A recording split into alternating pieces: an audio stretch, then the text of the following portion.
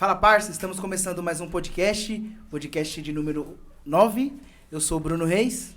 É isso aí, pessoal. Sejam bem-vindos. Roberto na voz aqui.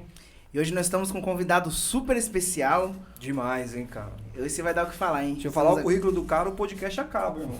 Verdade, não dá. Muito currículo, muito estudo. Didel, seja bem-vindo, boa noite. Obrigado aí pela sua presença. Queria que você se apresentasse um pouquinho aí pra galera. Boa noite. Ele me chamou de Didel, que é o meu apelido, mas o meu nome é Moisés, tá bom? É um prazer estar aqui com vocês e participar deste programa aqui. Verdade, já comecei com a intimidade lá em cima, né? Mas pode ser de Del, porque vai ser difícil. Pode. Pessoal, é isso aí. Vamos começar agradecendo, né, Bruno, os nossos apoiadores aqui. Hoje a gente tá com um apoiador novo, cara, e de verdade, feliz demais. IPT Fibras.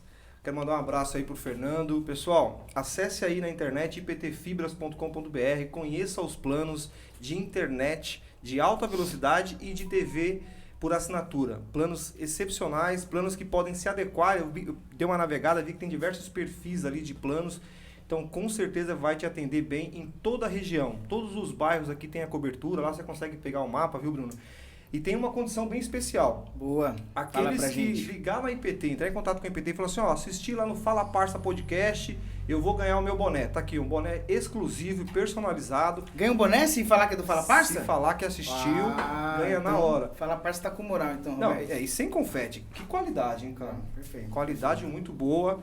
Tem instalação gratuitas em alguns bairros aí, então entre em contato lá, vê se o seu bairro está contemplado na instalação gratuita. E de verdade, sensacional, cara. IPT é bom, eu uso aí já tem um tempo e sem palavras. E você que vai ter uma internet de qualidade, por que não assistir uma Netflix com o Açaí do Doug? Pô, aí é pacote fechado. Doug também é um parceirão nosso, gente, o Açaí do Doug, bem conhecido aí na região.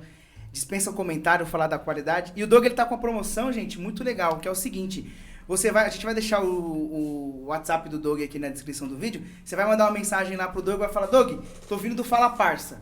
Ele vai salvar o seu contato e aí você já vai estar participando ali do sorteio. Todo domingo ele sorteia uma barca de açaí e 2 sorvetes. Totalmente gratuito. Só você mandar uma mensagem lá, falar, vindo do Fala Parça, você já tá participando do sorteio. Ó, eu vou até passar o WhatsApp agora, irmão. No ao vivo é assim mesmo, bora. Como diria o Faustão, quem sabe faz ao vivo, né, mano? Deixa eu só achar aqui, mas é coisa rápida. Enquanto isso, eu vou falar, o Instagram deles é @DougAçaí.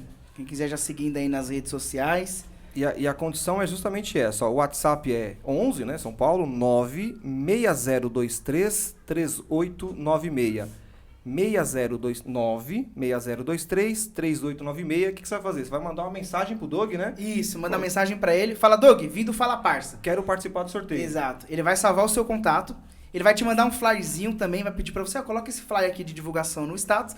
E aí você já tá participando ali do sorteio, todo domingo às 8 horas da noite. Ele entra ali na live, no Instagram, faz o sorteio. Você tá concorrendo aí uma barca de açaí e 2 sorvetes. Dá uma olhada na qualidade do sorvete. E que barca, hein, irmão? Olha a qualidade dessa barca aqui, ó.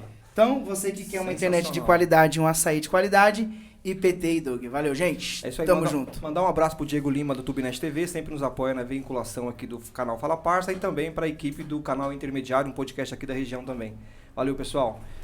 Bora pra polêmica? Não, agora vamos falar o seguinte. Hoje, qual que é a pauta aqui? É teologia, sociologia, filosofia, rapaz... O homem tem currículo. Futebol, que o Didel é bom de futebol também.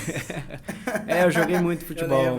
Gostei, gostava muito. Eu acho que você vai ter que ter paciência com a gente aqui, cara. Tá bom, tranquilo. Mas fala um pouco de você, cara. Assim, você nasceu aqui na cidade, como que casou? Eu nasci aqui em São Paulo, morei muito tempo aqui no Jacira. Morei praticamente 30 anos, saí daqui com 30 anos, fui morar... Você tem cara de novinho, cara. Tem cara de novinho. Eu fui morar em Boguaçu, casei, fui morar em Boguaçu. Bela cidade. Fiquei uns 3 anos em Boguaçu. E depois eu fui embora para o interior de São Paulo, uma cidade chamada Iracemápolis. Mas eu tô sempre indo e voltando, porque eu sempre tô viajando para cá, para São Paulo. Então, assim, meus pais moram aqui no Jacira. Legal. Boa parte da minha família tá aqui também. Então, quando eu venho para cá, é uma alegria. Você tá em casa, né? Eu tô em casa. Além disso, os amigos, né, que eu fiz aqui ao longo da minha caminhada, da minha trajetória aqui no Jacira. eu fiz alguns amigos e continuam comigo. Então isso é muito bacana. Eu gosto de vir aqui no Jacira. Essa cidade de Iracemápolis, né? Isso. Qual distrito? Qual uma outra cidade para ter uma referência assim mais próxima? Ela fica entre Piracicaba e Limeira. É legal. uma cidade bem do interior mesmo, com 30 mil habitantes. Cidade muito pacata, tranquila. Eu já cheguei nos 34 anos, então eu tô procurando mais calma, mais tranquilidade. Pô, que legal, cara. Ainda se encontra isso em cidades do interior? Porque hoje o interior evoluiu muito, né, cara? Exatamente. Sim. Não, existe bastante... Tem muitas empresas. Às vezes a gente olha pro interior e não tem nada. Não, mas tem shopping, tem empresas, tem... Acho que o trauma é o shopping, né? Tipo assim, vamos uma cidade onde não tem shopping? É uma metrópole, normal.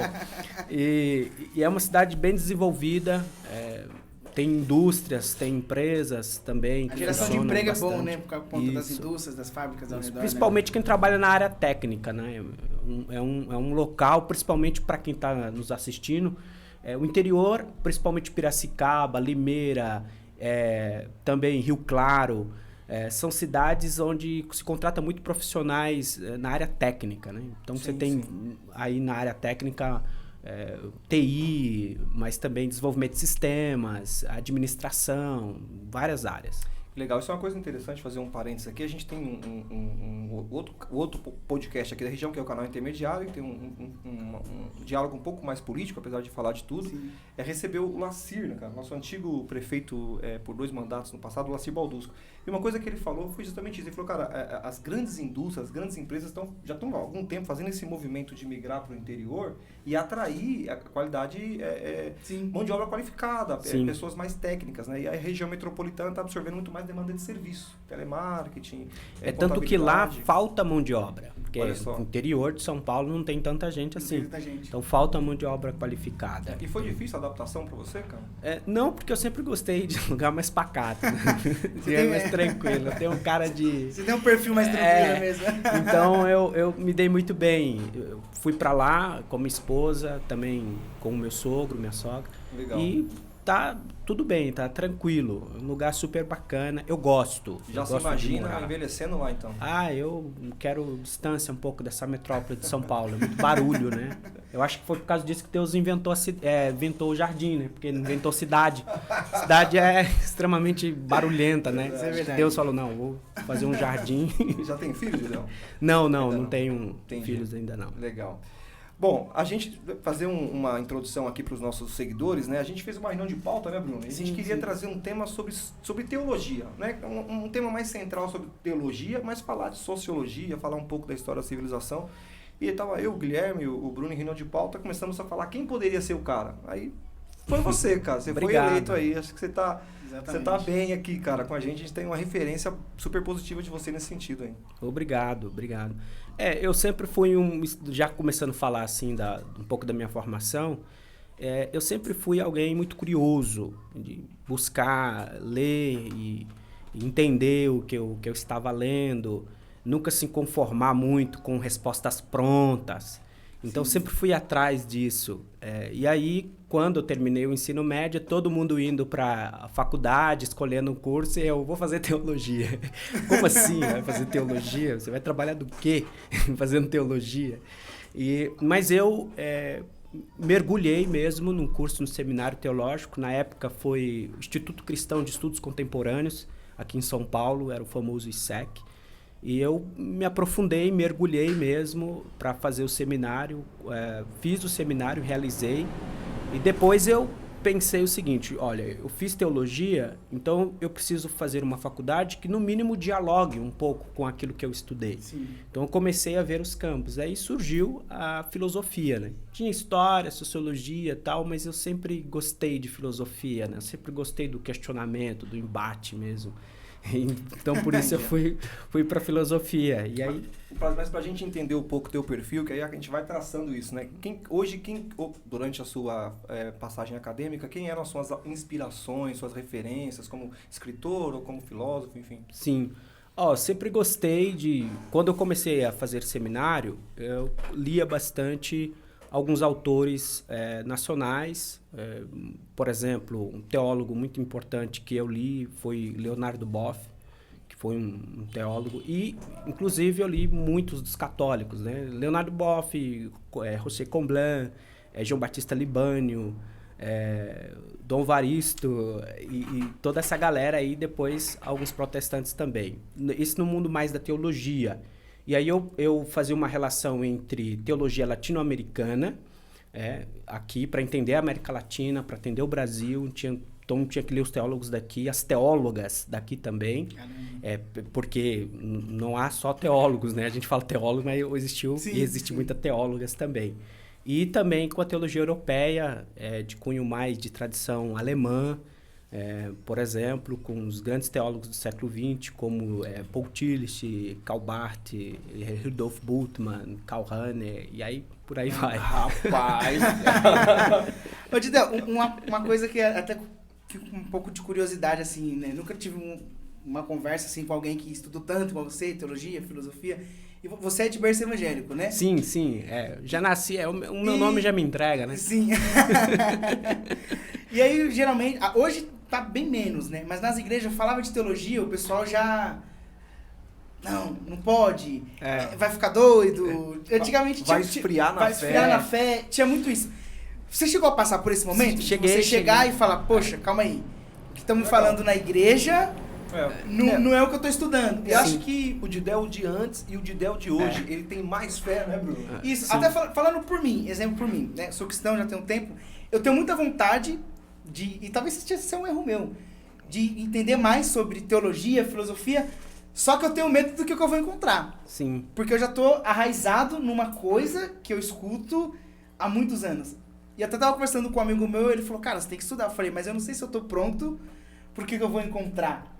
Literalmente mas, assim, você abrir sua mente e... Como que foi isso pra você, cara? Pra mim, assim, foi uma experiência extraordinária, porque eu sou uma pessoa que tenho muito amor e muito respeito pelo meu pai. Minha mãe e meus pais. Meu pai, eu lembro que o meu pai já é um senhor de idade, hoje está com 91 anos de idade. E eu lembro, ele foi um pastor de igreja, então me ensinou ali o básico, né, das escrituras. E, por incrível que pareça, a minha paixão pela literatura, minha paixão pela leitura, pela cultura escrita em geral, veio pela Bíblia.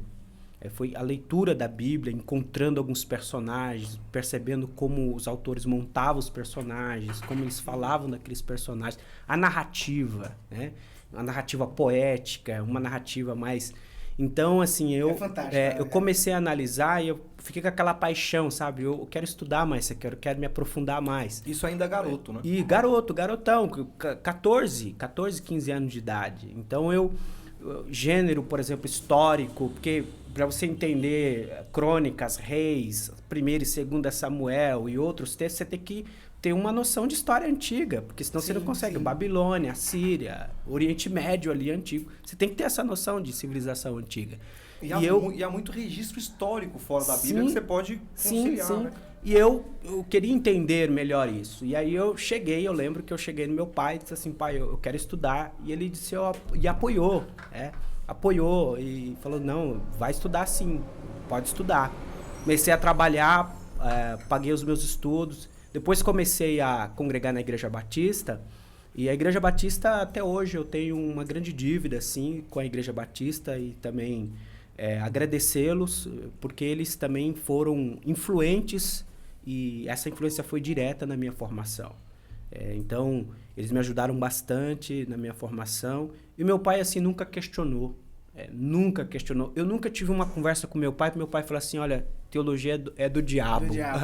Teologia vai acabar com sua fé. Eu nunca tive esse... Sabe, eu acho que essa maturidade, essa serenidade do meu pai, meio que, assim, sem ele perceber, me influenciou eu estudar mais ainda. Que legal. E aí eu fui estudando, fui conhecendo, dialogando com os colegas. Eu acho bacana isso, quando você começa a dialogar com os colegas que estão lendo a mesma coisa que você está lendo, que está tendo novas percepções de um texto, de uma literatura, de alguma coisa que você está lendo. E assim, já respondendo a sua pergunta, você nunca vai estar preparado. Você achar que você, eu estou preparado agora. Não, você nunca vai estar preparado. Porque a vida é isso. A vida nem sempre a gente está preparado para as coisas. Então a gente tem que mergulhar e já dizer, eu vou fazer. Sim, não, Se você tenho... não tá, você imagina eu. E aí eu mergulhei, rapaz, assim, foi interessante porque eu via os meus colegas do ensino médio, todos eles se matriculando em uma faculdade, outros seguindo uma certa carreira profissional, querendo já emergir numa carreira profissional, e eu fazendo teologia. E tem uma coisa também muito interessante, que é essa vocação, porque a palavra vocação é muito interessante, que eu já vou começar é isso que eu quero. Da palavra vocação. Vocação é uma palavra que vem do latim, vocatio. Vocatio, e dentro dessa palavra vocatio tem uma outra palavrinha que é vox. Vox, em latim, é voz. A gente fala vox populi, voz do povo. Voz é expressão que a gente pode encontrar em latim, que é o vox. Vocação é ouvir esse chamado, essa voz. Então, todo vocacionado, primeiro, a vocação é mais interior. Ela é mais subjetiva do que objetiva. Cara, que interessante. Ela por isso que se fala vocacionado. Quer dizer, o vocacionado é aquele que, em determinado momento, diz assim, não, opa, eu ouvi alguma coisa aqui interessante, mexeu comigo, mexeu com a minha interioridade, mexeu com a minha estrutura, e é isso aqui que eu vou seguir. Legal. E o nome o seu pai é pastor? Qual é o nome dele? O Manuel. Pastor Manuel. Isso. E é interessante você falar dessa ambiência, desse crescimento com seu pai, porque o seu irmão também seguindo essa linha, né? Seu irmão estudioso também. Também. Eu acho que tem um pouco... o meu irmão olhava pra mim assim... Eu lembro mais assim, se ele estiver assistindo, eu vou falar assim, mas agora eu posso puxar a orelha dele, porque quando eu estava em casa, eu tinha uns livros lá e nem chegava nem perto dos livros, né? Depois ele deu um estralo assim, começou a ler. Mas eu acho bacana isso, essa influência que ele... dentro de casa, uma mãe analfabeta, um pai que estudou até a 5ª série, e você ter praticamente 2 educadores dentro de casa, 2 filhos educadores, eu acho que é bacana isso. E nessa caminhada de fé, Didel, caminhada de fé que eu falo assim, de você se aprofundar, como você falou, num estudo histórico, teológico, sociológico, mas que também tem a nossa vocação, o nosso chamado de fé, caminhando em paralelo. Facilitou você lidar com pessoas também? Porque talvez o mais difícil na sociedade hoje, principalmente no aspecto de igreja, de religião, é lidar com pessoas, né? Que a gente mais percebe. Isso também te preparou, te deu uma abertura de ideias para lidar com isso? Sim, sim. Eu penso que todo conhecimento, ele é conhecimento para você produzir algo, para você ajudar. Conhecimento é serviço.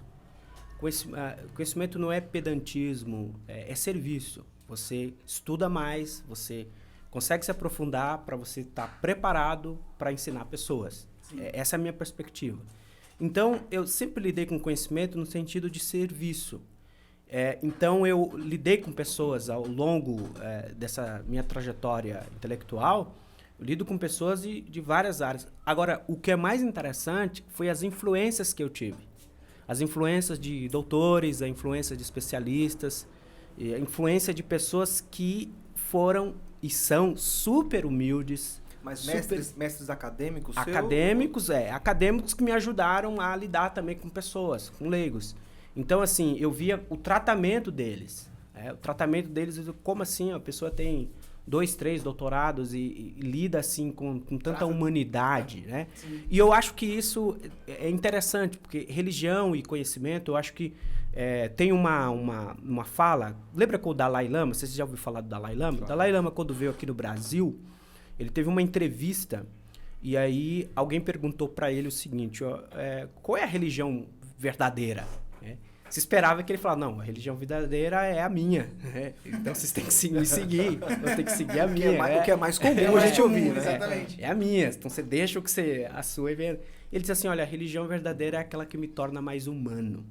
Essa é a verdadeira. Que colocação. Então, ou seja, eu acho que eu peguei essa perspectiva do Dalai Lama e eu coloquei isso para minha trajetória. Quer dizer, minha religião, o meu conhecimento tem que me tornar mais humano. Se não me tornar mais humano, não me serve. Esse é o objetivo central de tudo, de religião, de Bíblia, de Deus, né? Acho que é isso. E, Didel, cara, hoje assim, falando um pouco mais da religião evangélica, como que você define a igreja hoje em termos de conhecimento bíblico, como que você define assim hoje, cara? Porque, Olha, assim, tá complicado falar, mas hoje você vai numa vigília, por exemplo, cara, não tem um ensinamento bíblico. Sim. Como que você qual que é a sua visão disso, assim? Do conhecimento bíblico da igreja, no geral? Hoje, você falar do mundo evangélico no Brasil, existe várias... A gente, para falar no mundo evangélico, a gente precisa mexer em muitos lugares. Certo. Existe no Brasil, tem um meio que a gente chama de meio pentecostal, né, que o meio pentecostal, ou pentecostalismo, cresce basicamente nas periferias. Todas as periferias que você observar, você tem que ir para uma igreja Assembleia de Deus ali, uma igreja Deus e Amor, uma igreja Cristã do Brasil para Cristo. Qual a gente manda um abraço aí bem carinhoso a todas elas. Isso, são as igrejas que conseguiram chegar com mais firmeza e diretamente nas regiões mais pobres. E cresce no pentecostalismo.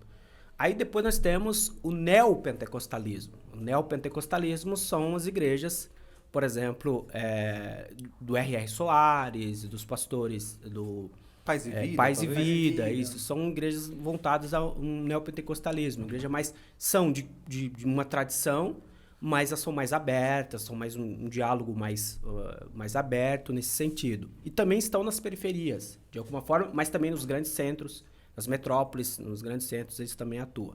E tem as igrejas que a gente chama de protestantismo mais histórico, que são as igrejas batistas, metodistas, anglicanas, luteranas e assim por diante. Essas igrejas nós chamamos de protestantismo histórico. Por quê? Elas são as mais antigas, protestantes, mais antigas. Tá. Igreja anglicana, igreja luterana e assim por diante. Então, no Brasil, ferve evangélico. Quando você está falando assim, evangélico no Brasil, tem que definir. Calma. Qual evangelho você está falando? Qual classe? Você está falando pentecostal, neopentecostal, protestante? Essas últimas que você citou são bem mais, vamos dizer, tradicionais, mas porém conservadoras também. Conservadoras. Mais conservadoras. Isso, conservadoras. E aí você percebe, eu acho que a sua pergunta, ela tocou mais no meio pentecostal, né? As igrejas pentecostais, essa que é a sua pergunta. Não no pentecostal no geral. Porque assim, mas... eu tô pensando nisso porque, diferentemente nas igrejas históricas, tem vigília, né? Você falou de vigília. Na vigília acho que não foi um ponto bom da pergunta. Mas eu acho que eu entendi o que você tá falando, que é mais né? de conhecimento de igrejas no gerais, evangélicas, sim. assim. Eu penso que, assim, é possível, principalmente nas igrejas históricas, é possível você ter uma socialização mais séria das escrituras. Isso é possível observar. Eu também não vou generalizar e dizer que nas outras não tenha. Tem sim, são grupos. Mas o que eu vejo, particularmente o que eu vejo, quando eu vou para a televisão, quando eu vou para a internet... Quando eu vejo muito mais uma interpretação bíblica tendenciosa, né? Favorecível, né? Isso, uma interpretação bíblica para promover uma certa ideologia política, uma interpretação bíblica para defender um determinado partido, e não há muita fundamentação bíblica do ponto de vista teológico. Há uma interpretação que eles colocam ali. Então, isso hoje está muito assim, disseminado no Brasil. Eu vejo isso muito, muito forte, principalmente na televisão. Antigamente, a gente ligava a televisão, não tinha problema evangélico nenhum, né? Era difícil. Hoje você liga, você tem que escolher, porque tem muitos. E eu observo esses programas e eles não têm uma pauta assim, de uma leitura séria das escrituras, de uma leitura firme do ponto de vista teológico. É mais uma leitura baseada naquilo que nós chamamos de teologia da prosperidade, né? É uma chave que eles têm da teologia da prosperidade e lê o texto a partir disso. E aí, assim, já respondendo a sua pergunta e aprofundando um pouco mais, para quem está nos assistindo, a Bíblia, ela é um livro em que você, ao lê-la, você não pode já ir pronto para ela. Você já não pode ir com essa cabeça de teologia, só teologia A, teologia B, teologia isso, teologia aquilo. Não. Você tem que ler o texto, né? Estudar o texto, estudar a origem do texto. E que é muito importante porque dentro da teologia existe uma matéria chamada hermenêutica. Que a hermenêutica é a interpretação do texto. Para você interpretar um texto, você precisa ter um certo conhecimento sobre cultura, linguagem, Você não pode pegar, por exemplo, uma parábola. Jesus contou uma parábola. Você pega uma parábola e conta como se aquilo ali tivesse acontecido. Não aconteceu. A parábola é uma invenção de Jesus que ele contou para poder trazer um princípio de valor ético e moral para as pessoas. Então, essas leituras você tem que perceber. Então, às vezes, você lê uma parábola, às vezes você lê um texto mais histórico do Antigo Testamento, do Novo Testamento, tal, e alguma coisa assim. Então, ou seja, não pode ir com tudo na Bíblia, né? Eu acho interessante porque tem um diálogo que Jesus tem com o homem da lei. O homem da lei, na época de Jesus, era aquele que estudava a Torá, que é o texto sagrado da tradição hebraica, e também ensinava. Era um homem da lei, era o especialista na lei. E o escriba era aquele que escrevia. E aí ele veio até Jesus e ele fez uma pergunta para Jesus. Ele disse assim, olha, o que eu faço para ter vida eterna? Para herdar vida eterna? Foi uma pergunta e ele fez essa pergunta para Jesus e Jesus devolveu a pergunta para ele com a outra pergunta. E Jesus era esperto nessa jogada, né? E aí Jesus disse assim, o que está escrito na lei? E como você lê? Olha que interessante, né? O que está escrito e como você lê. Porque uma coisa é o que está escrito. Né? Sim. Outra coisa é como eu leio. Então, ou seja, e aí tem duas questões fundamentais aqui, né? O que está escrito. Porque tem muita coisa que não está escrito na Bíblia e que a gente acha que está escrito. Exatamente. Tem gente que firma doutrinas, crenças, práticas religiosas, costumes. Hoje eu ouvi uma que era assim, não cai nenhuma folha de uma árvore se Deus não permitir. Né? Sem permissão. Eu ia falar essa justamente. Essa é clássica. Essa é clássica. E eu vi hoje que ela é do Alcorão, que ela tá no Alcorão, essa frase. Sim. Didel, assim, falando um pouco então dessas diferentes visões da mesma Bíblia, que originam diferentes igrejas de diferentes liturgias, não sei se é bem liturgias, mas visões cristãs, né, do Evangelho, enfim. Eu vou te fazer uma pergunta primeiro o que é calvinismo e arminianismo e como você se classifica hoje. Não sei se a palavra classifica, mas se você é calvinista ou arminianismo. E antes de você responder, eu vou dizer o seguinte, pessoal, a gente vai entrar nos temas aqui que a gente não quer cravar certo e errado, né? A gente não tem essa pretensão, mas a gente quer trazer discussão. E aí quem está assistindo, né, Didel, vai avaliar. Sim. Calvinismo e arminianismo, o que é e onde você se coloca aí nesse meio? Tá.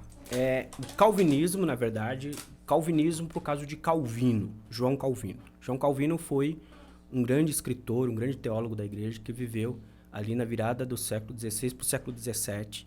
Escreveu muito, inclusive escreveu uma grande obra chamada As Institutas, uma espécie de teologia sistemática.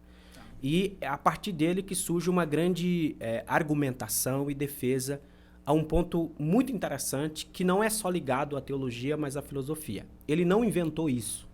Essa discussão de que nós não temos liberdade, que a liberdade, na verdade, ela não existe, e que, na verdade, a nossa vida é governada por Deus, e que Deus já preparou, já destinou você para a salvação e outros para a perdição, essa parece ser uma discussão teológica, mas ela nasce primeiro dentro da filosofia. A gente pode usar também como liberdade o livre-arbítrio. Isso, livre-arbítrio. Não teríamos livre-arbítrio. Livre-arbítrio. Você acha que você tem livre-arbítrio, mas na verdade Deus já sabe o que você vai escolher. Que já foi predestinado. Já foi feito, já está construído.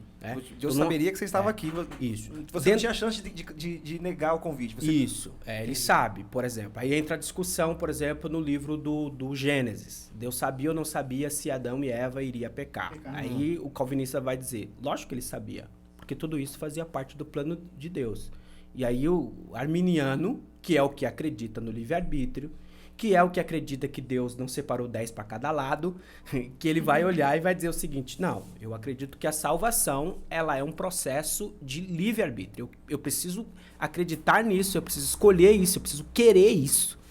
Não há uma divindade que vem de fora e que diz, olha, você está predestinado e você vai. Você não vai não. Ou seja, eu posso perder isso também. Isso. Então, livre-arbítrio. Então, essas duas discussões, elas se tornaram muito importantes na história da teologia. Elas, na verdade, vão ser aprofundadas lá atrás, no século IV, com um grande teólogo chamado Santo Agostinho. Então, esses dois teólogos do século IV, Santo Agostinho e o Pelágio, também abriram essa discussão. E assim, é óbvio que eles tinham a Bíblia, analisavam a Bíblia, mas aí era mais uma discussão filosófica, né? Será que nós somos livres ou não? Ou será que existe um determinismo, no sentido de que as coisas já estão determinadas, portanto, se estão determinadas, não há espaço para a liberdade? Essa discussão ela foi sendo discutida ao longo do período medieval e entra na modernidade, principalmente na Reforma, vai entrar com esses dois teólogos lá na frente também, que é o João Calvino, que vai começar a defender esse lado, mas que aí nós vamos entender como calvinista, de que não existe essa liberdade e que as coisas já estão pré-determinadas. Já é o que é, né? Isso, já estão pré-determinadas. E que Deus é extremamente soberano. Existem 5 pontos ali do calvinismo, que é muito interessante, e que ele vai desenvolver e vai se aprofundar.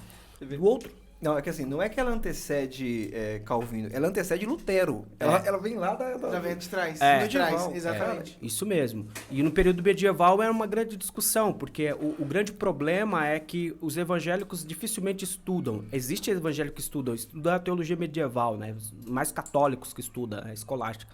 Mas na escolástica, que foi um movimento a partir do século XII e XIII com mais intensidade, principalmente com os grandes teólogos como Tomás de Aquino e outros, trouxeram também à baila essa discussão sobre liberdade ou não, até que ponto a gente somos livres. Essa discussão ela vai crescer, então ela se torna muito poderosa na modernidade, porque a modernidade é o que a gente chama de espaço para a liberdade, né? Na modernidade, as grandes liberdades, liberdade política, liberdade econômica e assim por diante, aí a discussão sobre liberdade retorna. E ela retorna também na teologia. Então, Calvino também defende, do outro lado, o outro também vai defender a questão do livre-arbítrio, Armínio, né? E aí, assim, a partir dessas duas mentes, né, esses dois teólogos, vai se abrir aí linhas dentro da teologia na modernidade que vão aderir. Alguns vão aderir, por exemplo, a igreja presbiteriana é uma igreja que dialoga muito mais com o calvinismo, porque o Calvino foi o pai do presbiterianismo. Mas a igreja metodista, por exemplo, é uma igreja que dialoga muito mais, vem com John Wesley, o John Wesley era leitor de Armínio, então dialoga mais com isso. Então nós vamos ver essas grandes discussões ao longo da modernidade. Algumas pessoas dizem assim, mas me parece ser uma discussão meio boba. Ela não é boba, ela é uma discussão extremamente interessante e para nós hoje serve, quer dizer, será que nós somos livres ou não? Eu acho que aí, a partir disso, a história muda. Porque, se você... tudo bem, o Santo Agostinho, o Pelágio, o Armínio e nem o Calvino não conhecia não conhecia a neurociência. Não existia neurociência. Hoje, por exemplo, a neurociência, as últimas pesquisas na área de neurociência, a neurociência prova mesmo que afirma que não existe livre-arbítrio. Que a neurociência, desculpa, o saber que estuda áreas do cérebro, por exemplo, ele vai dizer que quando você acha que você está escolhendo, tomando uma decisão, na verdade, o seu cérebro já tomou aquela decisão há meio segundo antes. E que, na verdade, a decisão que você acha que você está tomando é só uma consequência do seu cérebro. Então, assim, uma coisa é a mente, outra coisa é o cérebro. Então, o cérebro é um órgão material. Se você tirar uma ressonância, você vai conseguir ver alguma coisa ali. A mente, não. A mente você não vê, né? Você vê os neurônios que passam ali pela ressonância. Mas, ou seja, então, na neurociência, não é a mente que controla o cérebro. É o cérebro que controla a mente. Então, ou seja, aquilo ali já nasceu, e aí você segue uma cadeia. Uma cadeia de uma coisa vai levar a outra, que determina isso, que joga, por exemplo, informações para sua mente, a sua mente joga informações para o seu corpo reage de acordo com aquilo que já está vindo. Então, você acha que você está escolhendo, mas na verdade o seu cérebro já escolheu há meio segundo. Mas as suas decisões, elas não são frutos da sua criação, por exemplo? Você teve uma criação e aí aquilo... Eu concordo que a minha decisão ela pode estar pré-formada no meu consciente antes que eu verbalize ela. Mas talvez ela seja uma construção da minha criação, né? Cultural, né? Uma coisa mais cultural. Também existe... Essa é uma grande discussão, né? A neurociência faz quando ela vai para o campo mais social, né? Porque ela tem que, de alguma forma, também dizer que... e aí é o seguinte, mesmo que ela vai para uma questão mais social, e aí aí, na verdade, você cai no determinismo também, porque você está dizendo o seguinte, você está dizendo que circunstâncias, sejam elas sociais, culturais, determinam uma ação sua. Então, não há uma liberdade aí. Não há uma liberdade radical, se a gente pensar. Existe sempre algo que determina, sempre algo que causa. É interessante porque os teólogos e os filósofos medievais, eu tô tocando muito nos medievais aqui, porque é a área que eu estudo mesmo. Legal. Medievais. Eles falavam sobre, por exemplo, vontade. Olha que interessante. Eles não começavam pela escolha, eles começavam pela vontade. Então, primeiro a vontade, depois escolha, depois o ato. Então, você tem, até chegar no ato, você tem um processo aí. Sim. Então, ou seja, aí se perguntava, será que a nossa vontade é uma vontade livre? Quer dizer, você tem vontade de comer, beber uma água, alguma coisa, ou fazer qualquer coisa. Será que essa vontade ela é livre ou não? Essa é uma grande questão que se levantou. Porque assim, se ela não for livre ou não, você já entra o determinismo. Mas assim, será que a vontade é tão livre assim ou será que alguma coisa está causando aquela vontade? Será que existe uma vontade sem causa? Uma vontade só? Uma vontade livre? Essa é uma grande discussão. Perceba que a gente já está falando de filosofia aqui. Então a gente pensa que calvinismo e arminianismo, que predestinação e livre-arbítrio só é uma discussão teológica. Não é uma discussão só teológica. Ela é também filosófica. Aliás, elas trabalharam juntas. É óbvio que, na modernidade, alguns vão pegar essa discussão e aí eles vão trabalhar mais do ponto de vista teológico, como fez Calvino, por exemplo, como fez Armínios e assim por diante. Mas vai ter outros, por exemplo, que vão trabalhar mais a perspectiva filosófica, por exemplo. E o Moisés? Sentido. E o Moisés? Ele acredita que é 5 para cada lado? Ou... Melhor de ficar no meio, né? Então, eu acho o seguinte, eu acho que eu não me considero nem arminiano e nem calvinista. Eu acho que esse tipo de discussão também ela é histórica e ela tem data. Ela tem data porque, se a gente for parar para pensar, mesmo com toda a influência da filosofia e tal, muito se utilizou o calvinismo, por exemplo, para poder explicar por que negro no século XVII era escravo. Se utilizava muito, essa teologia... como predestinação. Como predestinação. Eles foram predestinados não para o céu, não para a salvação, então eles não precisam comungar da nossa fé, das nossas reuniões, da nossa vida social e assim por diante. Então, ou seja, quando essa teologia ela vai para esse espaço social e ela toma essa dimensão, ela complica. Então, assim, do ponto de vista bíblico, eu acho que é legal a gente fazer essa pergunta. Tá, do ponto de vista histórico, beleza. O que a Bíblia fala, né? Bíblia, o que a gente percebe do ponto de vista bíblico? Então, na Bíblia existe uma teologia muito forte da ideia de um Deus que caminha na história, de um Deus que sabe que as coisas estão acontecendo. Não é um Deus que está dormindo no trono e que não sabe o que está acontecendo. Que abandonou, né? Mas eu tenho muita ressalva, assim, uma coisa é a gente dizer que Deus é soberano, ele é. Uma coisa é a gente dizer que Deus é todo-poderoso, ele é. Não tenho nenhum problema com isso. Agora, a gente tem que tomar muito cuidado quando a gente vai ler Deus a partir já de uma teologia formada. A gente pega, já colocou tudo certinho, né? Deus é isso, isso é aquilo, e aí a gente vai ler a Bíblia com isso. Não, eu acho que o Deus que está expresso nas Escrituras, ele é um Deus que deixa a gente em dúvida. Eu concordo com você, muita dúvida. Eu concordo que ele excede aquilo. Ele excede a própria Bíblia, de verdade. Eu também acho. A gente não pode limitar. Eu acho que esse é o ponto. Assim, eu gosto de uma teologia, na verdade não é nenhuma teologia, mas é um ramo, né, da teologia e da filosofia que é chamado de mística, que eu estudo também, experiência mística. Porque o que é a mística? A mística não tem nada a ver com aquele misticismo das pessoas entrarem em transe, de serem arrebatadas. Não é desse misticismo que eu estou falando. Estou falando de um misticismo especulativo, de um misticismo que você trabalha com a razão até certo ponto. E você percebe que tem ponto que a razão entra em choque e ela não vai além. Ou seja, quando eu percebo o absoluto, estou diante do absoluto, estou diante de Deus, além de Deus. Como dizia, por exemplo, o filósofo do século XIV, Mestre Eckhart, dizer assim, eu falo de Deus além de Deus. Porque a hora que eu penso que eu cheguei em Deus, eu não cheguei. Eu tenho muito mais para chegar em Deus. Não dá. Tem um teólogo que é o Tomás de Aquino, mas que também vai repetir uma máxima que nasce com o neoplatonismo ligado a Dionísio Areopagita, que ele diz, o Dionísio vai dizer o seguinte, a gente sabe muito mais daquilo que Deus não é do que de fato aquilo que Deus é. Isso é verdade. Mas isso é verdade, cara. Isso é verdade. Legal, porque se você parar pra analisar, querer entender Deus, é igual a música diz, ninguém explica, porque não tem, cara, explicação. Eu acho... Então a gente tem que tomar muito cuidado quando E eu a gente lê a Bíblia já. E você fala isso, cara, é muito legal, porque jamais eu imaginei que a teologia ia chegar no ponto de falar, até aqui eu não vou mais. Tô satisfeito. Por isso que a teologia trabalha com a revelação. Isso é muito legal, porque eu não imaginava. Eu falava, não, os caras querem provar, mas chega um momento que de fato não tem, cara. Eu acho que é isso.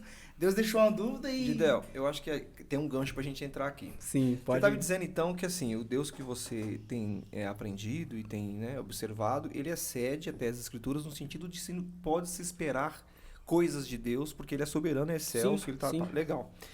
Diante disso, eu penso o seguinte, eu de verdade eu acredito na igreja, não vou dizer na igreja, mas no relacionamento de Deus com a humanidade como dispensações mesmo. Ele tratou de um jeito lá com o período de Moisés, ele tratou de outro jeito lá com Adão, né? Vamos começar lá do começo, ele foi tratando e Jesus veio e tratou de um jeito e a gente está hoje nos dias que nós estamos. Com base nisso, você não acha que a igreja, eu estou falando de instituição, ela tem criado alguns muros que ela não deveria criar? Sim, quando ela torna uma instituição. Acho que a igreja enquanto comunidade, reino de Deus, ela é intransponível, ela está em todos os lugares. Mas enquanto instituição, ela tem CNPJ. Então, ou seja, existe ali... É interessante porque, assim, no Novo Testamento, existe duas concepções de igreja. Existe a concepção de igreja enquanto corpo místico de Cristo, que essa igreja, além da instituição, é a igreja de Cristo, é a igreja do reino de Deus. Não tem placa, não tem ali uma regra básica dizendo aqui a gente segue isso. Não, é reino de Deus, é reino de Deus, essa é a igreja. E existe a igreja comunitária, que seria essa igreja institucional. Quando, por exemplo, nas cartas de Paulo, diz assim, a igreja que está na casa de fulano, a igreja que está na casa de isso, a igreja está... Aquela ali é a igreja institucional. Comunidade com influência cultural, com influência... Isso, aquilo ali. Então, você tem duas concepções, que a gente chama de eclesiológica, no Novo Testamento. Você tem essa concepção mais mística, que transcende essa ideia de templo, de placa, e é essa no primeiro momento que Jesus vem trazer, é essa que Jesus olha para Pedro e diz assim, as portas do inferno não prevalecerão contra ela. É dessa igreja que Jesus está falando, do corpo místico de Cristo. Não é a igreja de Jerusalém, não é a igreja de Antioquia, não é essa igreja. A igreja de Antioquia, a igreja de Jerusalém, a igreja de Éfeso, são igrejas institucionais. Ou seja, igrejas institucionais, você pode perceber, se você ler as cartas de Paulo, as epístolas e outras, e o próprio Atos dos Apóstolos, por Lucas, você vai perceber que ela só dá problema. Só problema. Que eu acho isso muito interessante. Sim, por quê? Porque é uma formação humana nesse sentido. A igreja enquanto instituição tem uma influência, lógico, da igreja enquanto corpo místico de Cristo, mas ela é uma construção humana, de gente que se reúne, que desenvolve ali os dogmas, desenvolve regras, as doutrinas, e que lê as escrituras a partir de uma ótica. Aliás, é bom você tocar nesse assunto, porque, olha só, a gente lê o Novo Testamento e lê passivamente, né? Como se o Novo Testamento foi escrito tranquilamente, todo mundo ali tá dando as pazes, tá dando a mão. Mas, na verdade, as primeiras comunidades primitivas, elas estão uma brigando com a outra. Você percebe isso nos evangelhos. Quer dizer, você tem carta de Paulo, que Paulo está brigando com Pedro, porque o Pedro, em Gálatas, por exemplo, o Pedro está ainda ligado ao judaísmo, então as práticas do judaísmo, e Paulo falou, cara, sai daí. Não tem mais... Quer dizer, então você tem ali, não são só apenas dois personagens, são, na verdade, duas comunidades, porque você tem uma Pedro que influencia pessoas... E você tem Paulo que influencia pessoas. Você tem duas comunidades ali. E o ministério de Paulo foi 12 anos que eles deixaram ele com Barnabé, não foi? Sim, ele teve teve um momento de discipulado e tudo isso. Mas assim, o Paulo é um grande gigante do cristianismo primitivo. mas ele também está brigando. Você chega, por exemplo, no capítulo 15 de Atos dos Apóstolos, tem o primeiro concílio da igreja. Né? Quando a igreja é instituição, marca reunião. Você já pode perceber. E tem o primeiro concílio. Isso e ali é o bicho está pegando ali. E olha que interessante. No primeiro concílio da igreja, quem está nos ouvindo pode abrir o texto bíblico, no capítulo 15 de Lucas, eles estão discutindo. Olha só, eles estão discutindo uma coisa que já está superada. Mas eles estão discutindo se deveria pregar a mensagem para os gentios ou não. É o que eu ia falar. Acho que a discussão central de Pedro e Paulo era que Pedro não queria que pregasse a todo mundo. É, isso mesmo. E Paulo queria pregar para todo mundo. Eu já vim, eu vim para isso, né? E essa discussão já foi superada, porque Jesus falou com mulher samaritana, Jesus falou com romano, Jesus falou de parábolas para... Então, ou seja, essa discussão já foi superada. Jesus já tinha superado isso. Mas aí eles retornaram a essa discussão. Quer dizer, essa discussão, vamos dizer assim, essa pauta, não era agenda do Espírito. Era agenda da instituição. Institucional. Entende agora a diferença entre instituição e... Agora, a pessoa diz assim, olha, eu sou igreja de Cristo, você é a igreja. Agora, a instituição, ela não é importante? Não, ela é importante. Não sou tão radical assim. Eu acho que a comunidade, as pessoas que caminham, que comungam da sua fé, é importante, o ajuntamento de pessoas, é bíblico isso, está no Novo Testamento, tinha sinagoga, depois a invenção, por exemplo, das reuniões em casa, os cultos começam em casa, é muito no lar, é muito ligado ao ambiente da família, sim. E que depois vai, acho que dos primeiros templos assim, cristãos mesmo, vai surgir com Santa Mônica, depois que é a mãe de... Não, Santa Mônica é de Agostinho, mas a mãe de Constantino, né? Que na verdade vai começar a fundar os primeiros templos, assim. Mas antes, a comunidade tá solta, né? A comunidade tá ali no Império Romano, todo mundo caminhando. Você tem comunidade em Antioquia, você tem comunidade no Egito. E assim, não existia essa unidade. A gente lê a Bíblia como tá todo mundo ali, aquela unidade dos textos. Não é. Mas você tem comunidade que pensa Jesus de um jeito, você tem comunidade que pensa Jesus de um outro jeito, você tem comunidade que... por exemplo, você tem um texto apócrifo, né? Que é um texto copta chamado o Evangelho de Judas. Né? Na Bíblia Católica, não? Não. Esse é apócrifo mesmo. Não entrou. Esse nem entrou. Esse texto do Evangelho de Judas é um texto muito interessante, é um texto apócrifo ali do final do século... entre o século II, né? Metade do século II, segundo.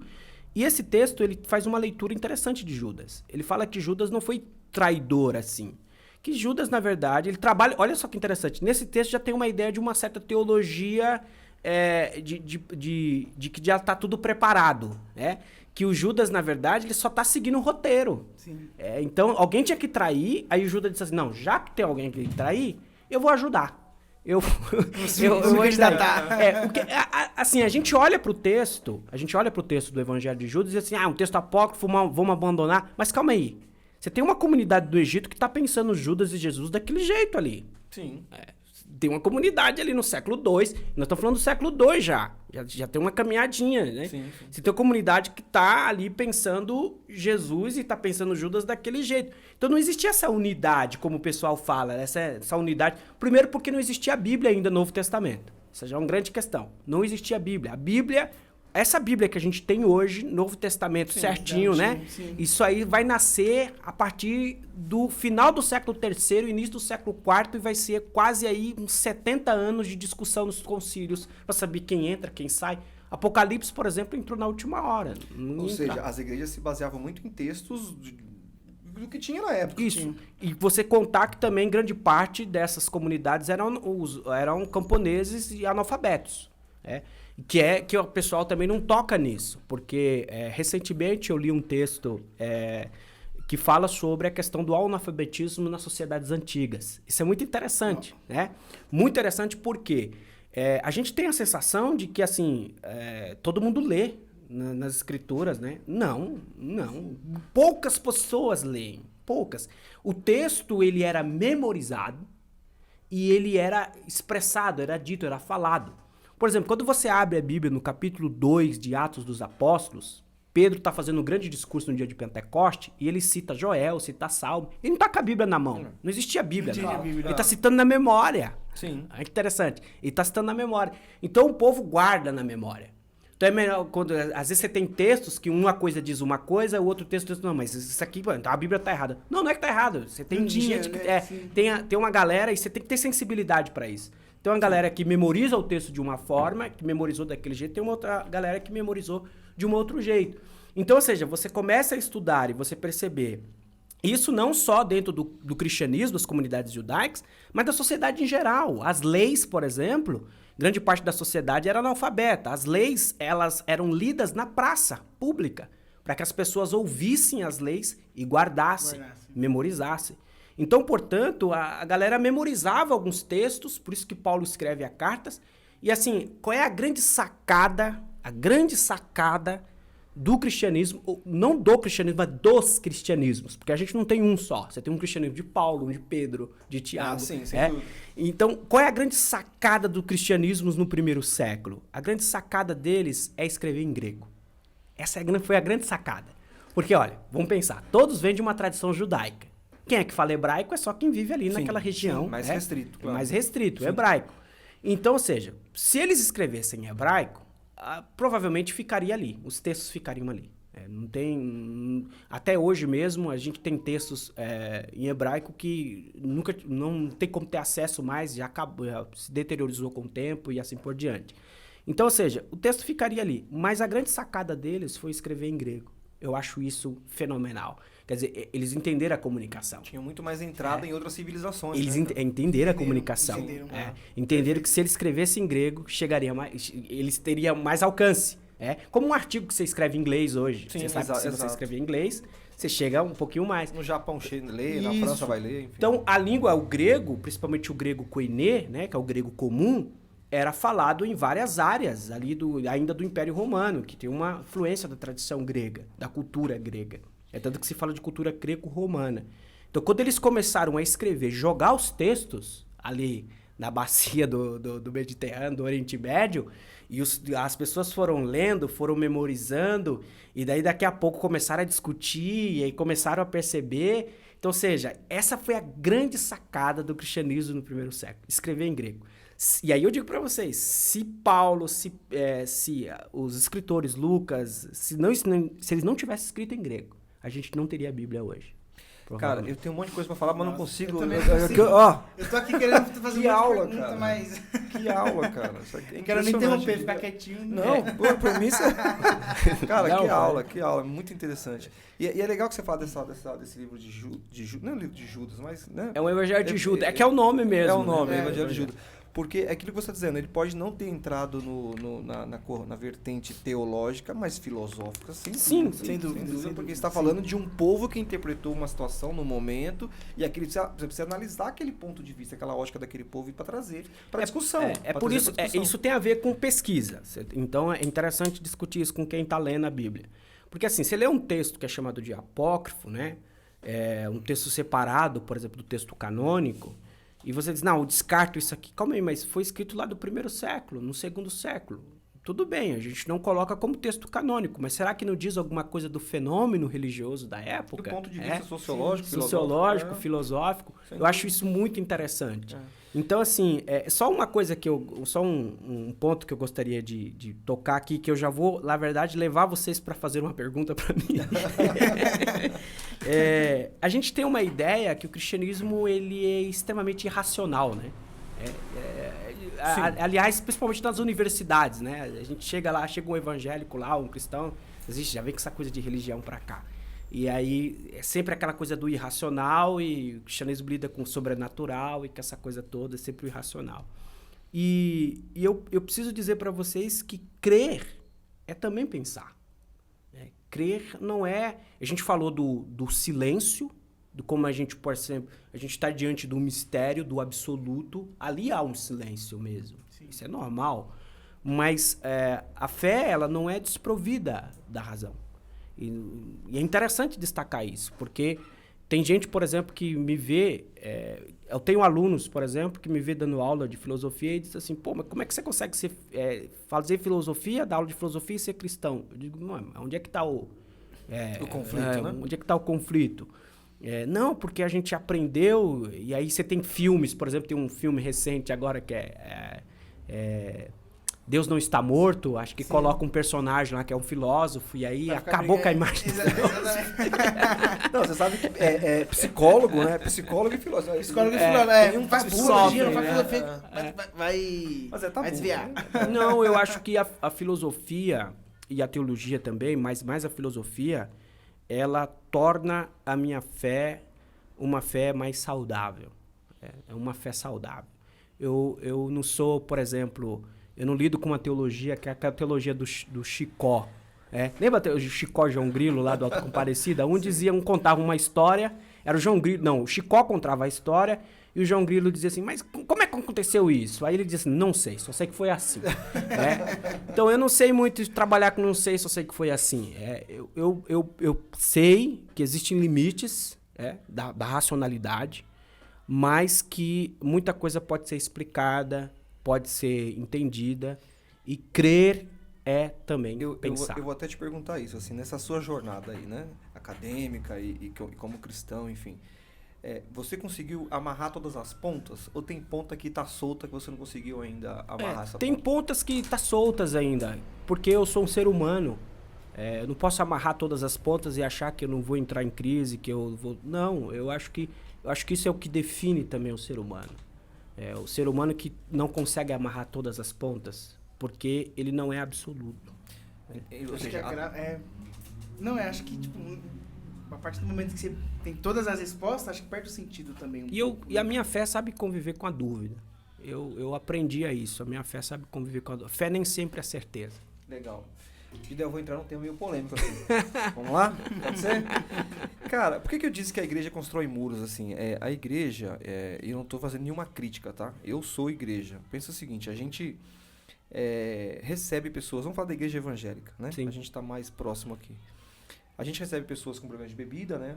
Um alcoólatra, a gente recebe pessoas que, sei lá, tem vício, algum tipo de vício, seja cigarro, ou o que for. Mas a gente tem alguma dificuldade para receber o homossexual.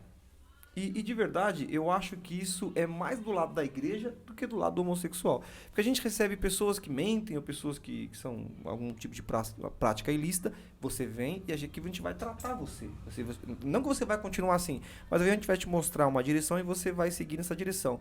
Agora, já o homossexual, a gente meio que barra na porta. Não dá pra generalizar, né?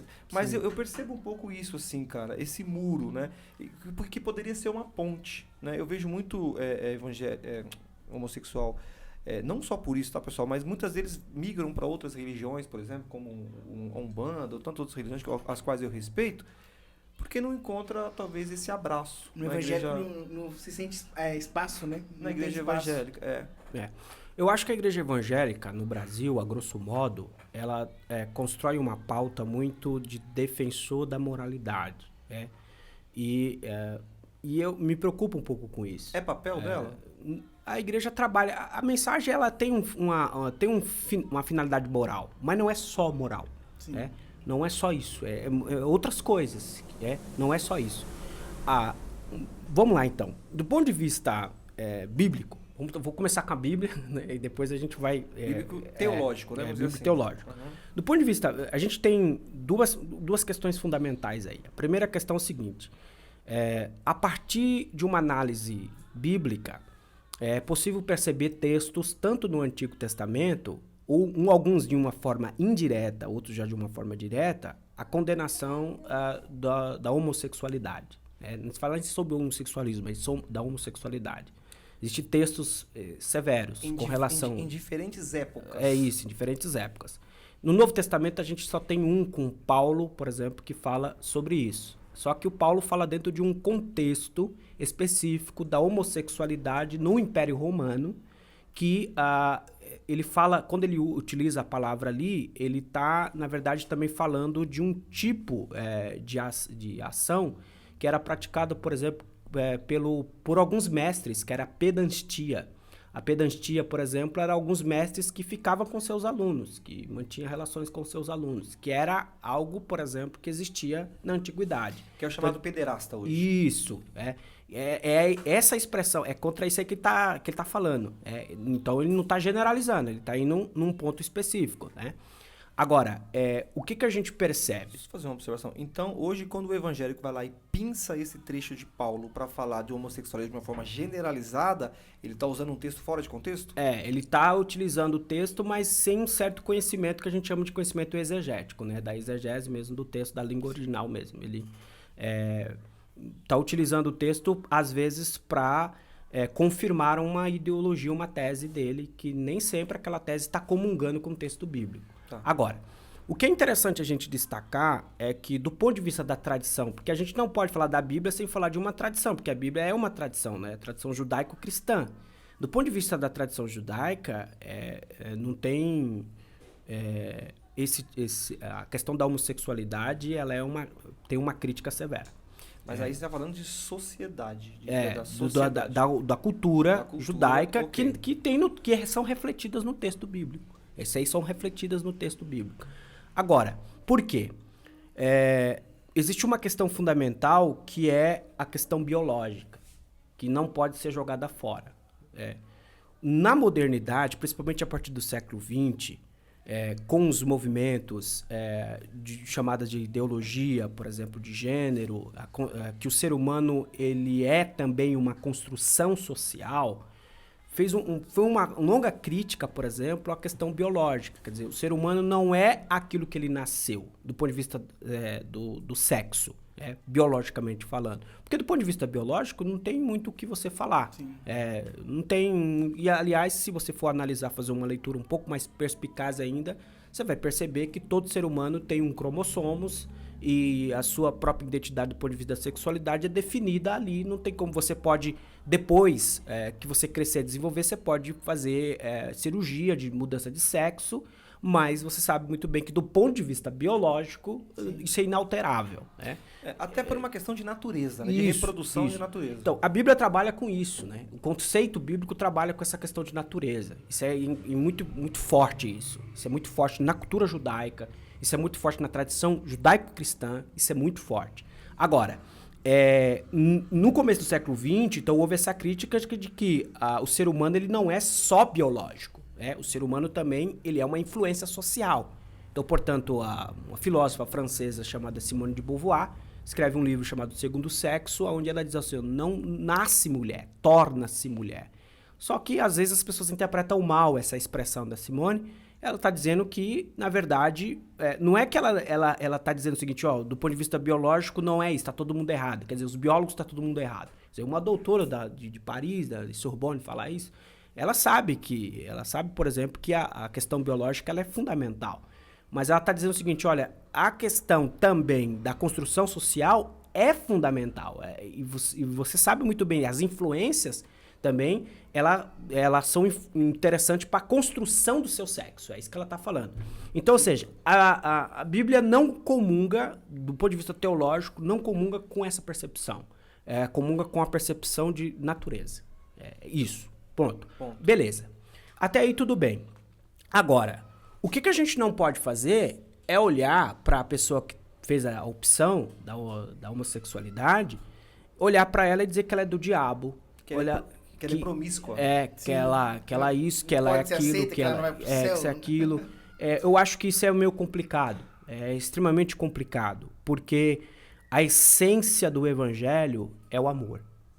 Essa é a essência do evangelho. E deixa eu dizer para vocês, aliás, para quem está me ouvindo, gostando ou não gostando, né? O amor de Deus relativiza todas as coisas. É o que a gente falou no começo. Ele excede. É tão soberano. Esse é o meu ponto de vista, Gideon. O ponto é o seguinte, a gente precisa, de alguma forma, entender que... vamos imaginar o seguinte. Eu conheço casais héteros que têm uma vida de promiscuidade. Sim. E eu conheço casais homossexuais que têm uma vida de fidelidade. Assim como dos dois lados, tem os dois lados. Então, sim, assim, eu acho... De verdade, eu não quero tomar cadeira de juiz, né? Mas eu acho que a igreja poderia repensar um pouco isso. Não sei. Eu acho que Sim, ela faz um muro aí, cara. Eu acho o seguinte, por exemplo, os grandes defensores dessa área mais conservadora e que preza por essa leitura de crítica à homossexualidade, vai dizer, por exemplo, Jesus, por exemplo, nunca falou nada sobre isso. Tá, mas a Bíblia também nunca usou o termo trindade. Mas tá lá. A trindade, de alguma forma, tá lá. Quer dizer, a gente tem que ler a Bíblia também na perspectiva de que Jesus não fala aquilo diretamente. Mas se você ler, por exemplo, a parábola do bom samaritano, se você observar, quer dizer, quem é o bom samaritano? Pro judeu que está ouvindo ali, o samaritano é aquilo que ele acha mais horrível, né, para ele. Quer dizer, o que é um bom samaritano para o mundo evangélico, conservador, nesse sentido? E aí entra naquilo que você falou, quer dizer, às vezes passa o sacerdote, que é o extremamente religioso, passa, olha, critica, não faz absolutamente nada, mas assim, tem o dogma colado no peito. Passa o levita, que é a mesma coisa também, que segue praticamente o mesmo ritmo do sacerdote. E aí a pessoa que fez uma opção homossexual passou e ajudou. Na verdade, quando Jesus conta essa parábola, ele está querendo chocar a galera. Jesus está querendo chocar.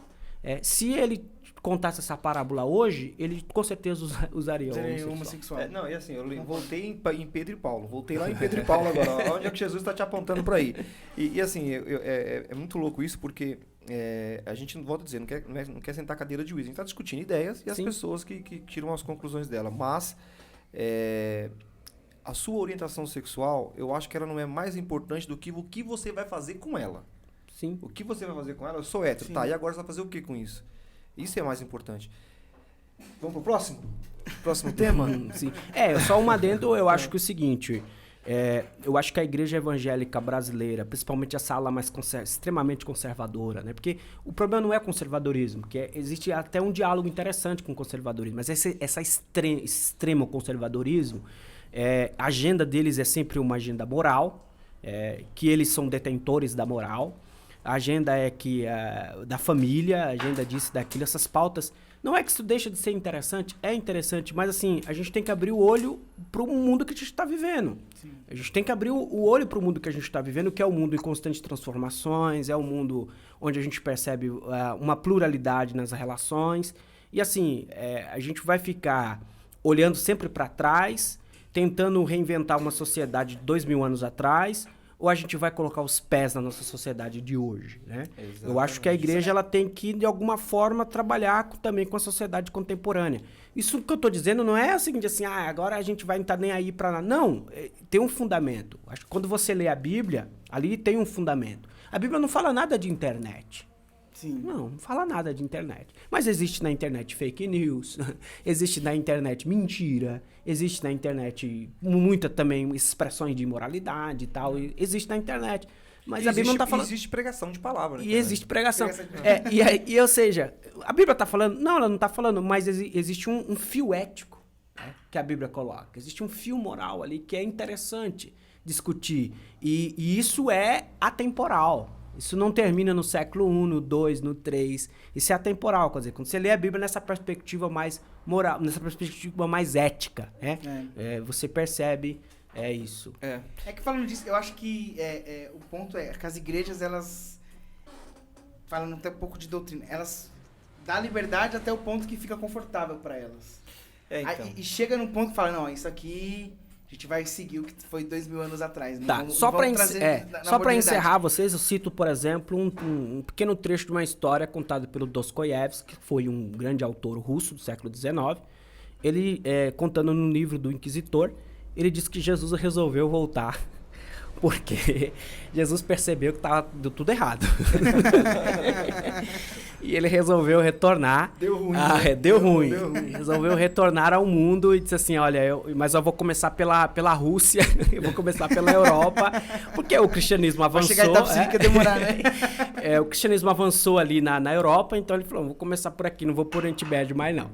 E aí ele começa a pregar, e assim, interessante porque o Dostoiévski diz que ele começa a falar a mesma coisa. É o amar o próximo, é estar junto, é ajudar, é não condenar, andar com mulheres, por exemplo. dar voz às mulheres, tal, e isso é aquilo, andar com os diferentes, é aquela coisa, e falando a mesma coisa dos evangelhos, lógico, numa outra época, mas falando a mesma coisa, a essência estava ali. E os religiosos não estavam gostando muito dessa atuação de Jesus. E aí chamaram Jesus para conversa. E nós chamamos Jesus para conversa e diz o seguinte, olha, e aí ele diz, não, eu sou Jesus, eu voltei, porque na verdade eu percebi que deu ruim, tá errado. E aí os religiosos chamam ele e dizem assim, olha, quando o senhor veio à Terra, há 2000 anos atrás, a religião estava se formando, né? Não tinha nem cristianismo ainda. Então essas palavras eram interessantes, mas hoje a gente toma conta. Hoje a gente está não só na Europa, a gente está em outros lugares. Olha a estrutura, olha o templo, olha as catedrais, olha as culturas que a gente criou ao longo dessa história. Então, assim, a gente não precisa mais dessa notícia, né? Dessa boa notícia do Evangelho. Não precisa mais disso. E aí Jesus, ele estranhou, o Dostoiévski está criticando, né? A liderança. E aí Jesus, ele diz, então, vou fazer o seguinte, não precisa mais. Aí Jesus, tudo bem. Aí Jesus retorna e começa de novo, não está nem aí, Jesus. E aí vem o inquisitor, né? Que é aquele que leva Jesus para ser enforcado ou degolado, alguma coisa assim. E aí Jesus não se aquieta, não fica em silêncio, continua pregando a mesma coisa. E o que aconteceu? Levaram Jesus preso e mataram Jesus. E aí ele encerra a história dizendo o seguinte, novamente. Mataram Jesus.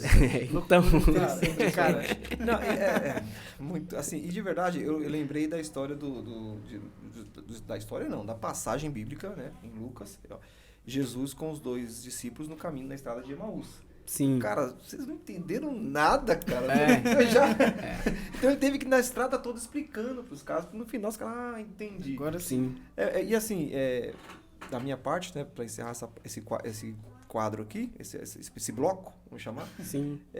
Eu acho que o que cabe na reflexão para a igreja, no meu ponto de vista, né, cada igreja sabe de si, se o papel dela tá mais repelindo ou atraindo, assim. E obviamente que atrair não é sinal, igreja cheia não é sinal de atrair. É quem tá ficando de fora. Por que tá ficando de fora? Então, acho que cabe um pouco essa reflexão. Em cima do que assim, você falou, do amor, né, cara? O amor sendo... Eu acho que, assim, crescimento não é sinônimo de saúde. Tem que deixar isso muito... O câncer também cresce. Muito legal. Mas não é saúde. Não é saúde. Então, ou seja, o movimento evangélico no Brasil cresce, mas a gente tem que perguntar se está crescendo do ponto de vista saudável. E na minha concepção, não. Na minha concepção, a gente está tendo um retrocesso enorme, principalmente nessas questões que você acabou de colocar, desrespeito às pessoas, porque eu penso que qual é o centro da fala de Jesus? O centro da fala de Jesus era uma coisa que ele chamava de reino de Deus, no grego é basileia, reino de Deus. O que é o reino de Deus? Às vezes as pessoas ficam perguntando, o que é o reino de Deus? O reino de Deus primeira coisa, comida para todo mundo. E Jesus pensava nisso, quer dizer, as pessoas não podem passar fome. Isso é o reino de Deus, por isso que em todo lugar ele multiplicava pães. Aliás, de todos os milagres que Jesus realizou, a multiplicação de pães e peixes foi o único milagre que ele repetiu. Nenhum outro ele repetiu. Quer dizer, ressuscitou Lázaro, ressuscitou a filha de Jairo, mas em outro contexto. Mas a multiplicação de pães e peixes foi o único milagre que ele repetiu. Está lá escrito nos evangelhos. Por quê? Porque a questão da comida ali é fundamental, que as pessoas comam, que tenham dignidade, que não passam fome. Isso é reino de Deus. O reino de Deus chega aonde tem comida. Isso é o reino de Deus. Segundo ponto do reino de Deus. Isso é papel da igreja também. Também. É papel do Estado, sim, mas é papel da igreja também. E tem igrejas que fazem isso de uma forma extraordinária. Você percebe no centro de São Paulo, os irmãos vão lá, entregam marmitas e tudo, faz um trabalho extraordinário. Outras igrejas não, outras se trancam, não faz absolutamente, não tem nenhuma relevância social no bairro. Quer dizer, como é que pode uma igreja não ter nenhuma relevância social no bairro? Sim. Não ajuda ninguém. Fora de contexto. Não existe isso no evangelho. Então, o reino de Deus, ele é comida. O segundo ponto, o reino de Deus é igualdade. O reino de Deus é igualdade. Eu acho o que me fascina em Jesus é a capacidade que ele tem de colocar as pessoas no mesmo nível, de colocar mulher e homem junto caminhando junto, numa sociedade extremamente patriarcal, onde a mulher não fala, onde a mulher tem que tampar o rosto. Só ver o que está acontecendo no Talibã agora lá, você tem uma percepção muito que era. Se hoje é assim, imagina 2000 anos atrás. Exato. Então, ou seja, ele dá voz às mulheres, as mulheres estão perto dele, elas são discípulas também, de alguma forma, elas estão ali, então igualdade. Acho que isso é uma marca muito forte do reino de Deus, a igualdade. E a terceira marca, a justiça. O reino de Deus é um reino de justiça. Então, ou seja, e aí é uma grande crítica que eu faço também a muitos do movimento evangélico no Brasil, é que assim, eu lembro no dia 7 de setembro, a maioria das pessoas colocaram assim, aquele versículo, feliz é a nação cujo Deus é o Senhor. Eu concordo, feliz é a nação mesmo cujo Deus é o Senhor, mas nessa nação onde a gente tem injustiça, onde a gente tem mendigo, onde a gente tem gente que não tem dignidade, onde a gente tem pessoas que estão ganhando, aliás, estão passando fome, miséria.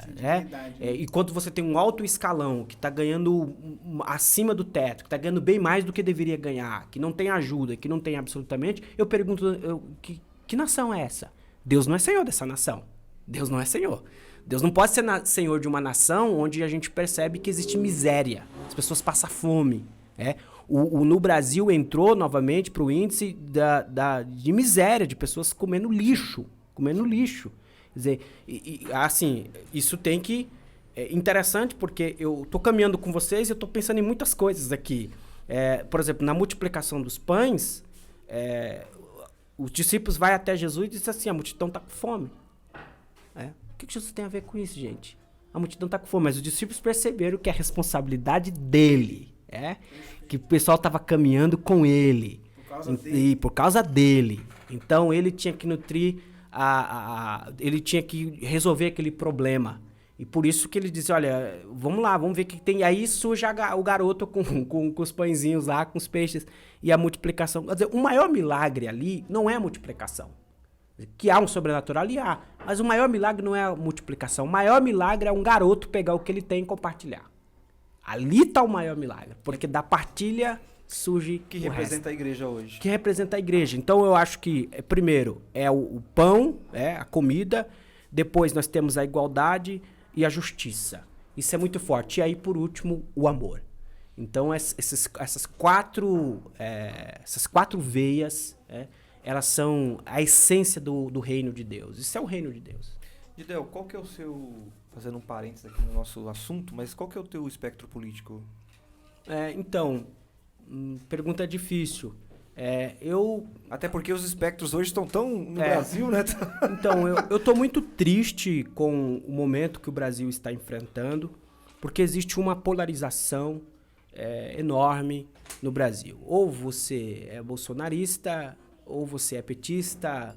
Quer dizer, eles não conseguem enxergar uma outra alternativa, Então, eu fico muito triste porque, para mim, o debate político, ele não é só preto e branco. Existe um cinza aí, que dá para dialogar. Quer dizer, não é só direita e esquerda. Não é isso. No Brasil, não. E eu acho que a gente tem que saber dialogar com as pontas. Eu tenho amigos que de política de direita, tenho colegas também, amigos que de política de esquerda, e eu convivo com eles muito bem, Assim, eu não gosto de me rotular, sabe? Eu não gosto de dizer eu sou de esquerda. Eu também não gosto de dizer que eu sou de direita. Eu não gosto de me rotular. Você gosta de política? Eu gosto de política. Eu gosto de discutir política. Não política partidária. Eu gosto de discutir política. Eu acho que política é interessante porque política é a questão da administração da cidade. Você pega, por exemplo, um transporte público, é política. Você vai comprar qualquer coisa no mercado, é política. A roupa que você veste é política. Tudo é política. Então, ou seja, é necessário você ter uma certa consciência política nisso. O que eu gostaria é que as pessoas parassem com essa ideia, essa ideologia de já olhar para você e dizer o seguinte, porque você colocou uma camiseta vermelha, você é petista. Sabe, o Brasil tá tão complicado você dialogar política, a grosso modo, que, por exemplo, eu olho pra pessoa e digo assim, nossa, você é comunista. como assim? Comunismo não funciona aqui no Brasil, nunca vai funcionar no Brasil. A gente não tem estrutura para comunismo. Eu nem sei se funcionou em algum outro lugar. Então, assim, o que eu percebo é que você tem um grau de ignorância muito forte nas pessoas. Ignorância mesmo, de dizer que é petista, é comunista. E esses jargões, sabe? Essas coisas de jargões. E do outro lado também é o direito, a esquerda extrema, diz não, que tem que lutar pelo pobre, acho que tem que fazer isso, tem que ter políticas sociais, políticas públicas, tem que ter tudo isso, mas a gente tem que entender também que existem outros espaços, outras discussões importantes, né? Então, ou seja, a questão da educação, ela é fundamental, precisa ser dialogada. Então eu acho, por exemplo, que o Brasil está enfrentando um momento que eu não gostaria que enfrentasse, mas é um momento de uma política de polarização, sabe? De olhar para você e definir você, não assim, não por uma discussão saudável, mas pela cor da sua camiseta. Uma rotulagem, né? Rotular, cor da sua camiseta. Porque assim, eu acho que quando você tá diante de uma comunidade, o bem maior, a finalidade é a comunidade. Se tem de direita, de esquerda, eu acho que é necessário o diálogo ali, porque a finalidade é a comunidade. Então, ou seja, eu percebo que o Brasil está entrando nessa área, sabe, de distanciamento, petista para lá, bolsonaristas para cá. Quase que o time de futebol. E né? refém desse... Isso é um ponto que dá medo, né, cara? E o Brasil tá refém desse personalismo, né? Dessa ideia de que uma pessoa vai salvar o Brasil. Exatamente isso, cara. Exatamente. Vai chegar alguém, uma terceira via e vai... Não vai. Isso é um ponto que tá dando medo, assim, você ficar vendo como tá essa situação, você fala, cara... Então, e aí eu fico mais triste ainda, porque o movimento evangélico, grande parte do movimento evangélico, qual é a pauta do movimento evangélico? É justiça social? Qual é a pauta do movimento evangélico? É alimentar a galera que tá passando fome? Qual é a pauta do movimento evangélico, da classe política lá evangélica? Por exemplo, promover mais educação para o Brasil? Não, a pauta dele, sabe qual que é? Moralidade. Sim. Verdade. Fidel, vamos seguir nossos temas polêmicos aqui. Vamos lá. Vamos lá, Bruno? Vamos. Cara, quando a gente fala de tema polêmico e religião, não dá pra não perguntar, né? Sobre tatuagem. Tatuagem, piercing. Qual que é a sua visão sobre isso, cara? Eu até preparei um texto. Eu vou ler um texto bíblico pro pessoal pensar que eu não tô... Eu acho que isso é meio clichê, né? Quando vai falar de religião, texto, de tal, tatuagem. Você tem tatuagem, Del? Não, não tenho. Não tem? Não tenho. Minha esposa tem. Já me convenceu várias vezes de fazer uma. Eu tô pensando, mas não sei não. Vou tentar, vou ver. O pastor não deixou? Não, nem o pastor. Eu tô na igreja mais liberal agora. Então não é nem isso. Tem um texto, acho que é um texto específico, né? No Antigo Testamento, onde fala especificamente sobre tatuagem. Que as pessoas às vezes utilizam ele para criticar a tatuagem. Dizer que isso não tem nada a ver com Deus. Que é o texto de Levítico 19, 28. Que diz assim, eu vou ler aqui para vocês. Não façam cortes em seus corpos por causa dos mortos. Nem tatuagem em si mesmo. Eu sou o Senhor. Aí a pessoa lê esse texto e diz assim, tá vendo, né? Tá escrito aqui, ó. Então você não pode... Que você leu João Ferreira? Mesmo. Eu acho que a tradução é NVI, né? Não façam cortes em seus corpos por causa dos mortos. Oi? Você já se preocupou, já pesquisou sobre essas traduções? Sim. Elas são realmente fiéis? Legal, bacana. As pessoas discordam. Sim. Que bacana. Então, ou seja, existem muitas traduções, por exemplo, porque assim, as pessoas dizem assim...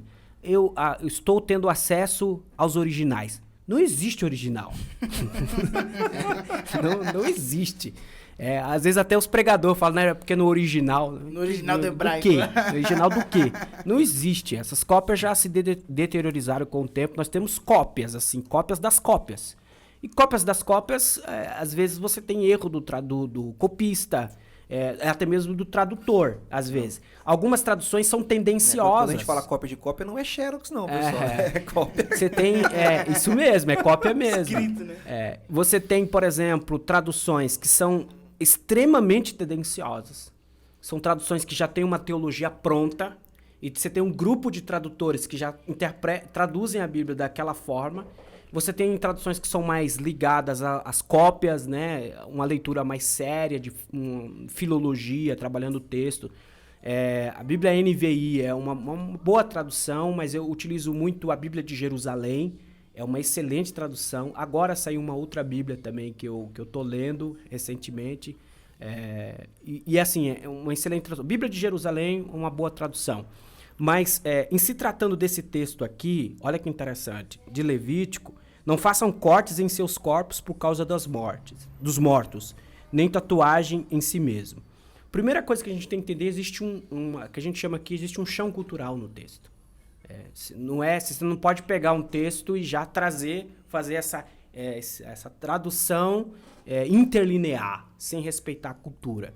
Aqui, na verdade, o texto está tratando de uma cultura da época, onde, por exemplo, grande parte dos idólatras, algumas pessoas que até os seus deuses, eles faziam cortes no seu corpo, e esses cortes, na verdade, não é uma certa tatuagem que vinha com tintas nem nada. Esses cortes, esses desenhos, eles faziam com os cortes mesmo. Cicatrizes, né? Cicatrizes, eles apresentavam aos seus deuses e assim por diante, e era um culto voltado aos mortos também. Isso é interessante porque eu acho que deixa eu ver aqui, eu anotei. Em 1 Reis, primeiro livro da Reis, capítulo de número 18, o Elias, lembra do profeta Elias? Sim. Quando ele sobe lá no monte, quando ele está se defrontando com os profetas de Baal, ele diz assim, olha, se cortam mais, gritam mais, porque eles estavam se cortando ali. Começa a zombar deles, né? Para Baal. Então, ou seja, olha que interessante. Então você tem que ler o texto nessa perspectiva. Não façam cortes em seus corpos por causa dos mortos, nem tatuagem. Por exemplo, essa tatuagem eram os cortes que eles realizavam no corpo. Que representavam um tipo de adoração. E tipo de adoração a uma certa divindade. Por exemplo, em Baal a gente percebe isso. E aí, assim, não tem nada a ver com a tatuagem de hoje. Absolutamente nada a ver. Nada a ver com a tatuagem de hoje. Que é tinta. Isso. Agora, é óbvio que a tatuagem, quando você coloca no seu corpo, tudo que você apresenta, seja no seu corpo, seja por meio da fala, seja por meio do olhar, qualquer coisa, tudo transmite uma mensagem. Quer dizer, qual é a mensagem que você está transmitindo, com a tatuagem que você... por exemplo, a pessoa coloca nas costas dele um símbolo, por exemplo, uma tatuagem do nazismo. O que ele está querendo mostrar? Quer dizer, tem uma mensagem ali, né? Exato. Então, ou seja, coloca, por exemplo, uma imagem da Ku Klux Klan, ou sei lá, ou qualquer outra coisa. Dizer, existe uma imagem. Então, o problema, a Bíblia não é contra a tatuagem, né? Não é isso. Quando a gente percebeu agora aqui a questão do chão cultural, que é importante. Não é contra a tatuagem. Aliás, acho que você tem que perceber que tipo de tatuagem que você coloca e que tipo de imagem que ela está transmitindo. Quer dizer, é só uma questão estética ou não? Que tipo de imagem ela está transmitindo? Eu acho isso muito importante. Eu acho que é importante também o ciclo que você está envolvido, né? A Bíblia trabalha com a consciência. O texto bíblico trabalha com a consciência. Tudo eu posso. Lembra do tudo eu posso do Paulo? Tudo eu posso, né? Mas nem tudo me convém, no sentido de que é o seguinte, você é livre, cara, mas você tem consciência. Um ponto que eu já vi de argumento que as pessoas falam aquele texto também que fala, né, que a gente não pode escandalizar outras pessoas. Mas a gente tem que tomar muito cuidado com isso, porque o que você acha senão a gente também não vai fazer nada, né? A gente faz algumas coisas, as pessoas ficam olhando e dizendo... As pessoas já se escandalizam sem a gente fazer nada, né? Mas me escandalizou. Eu acho interessante isso aqui. Você lê o texto,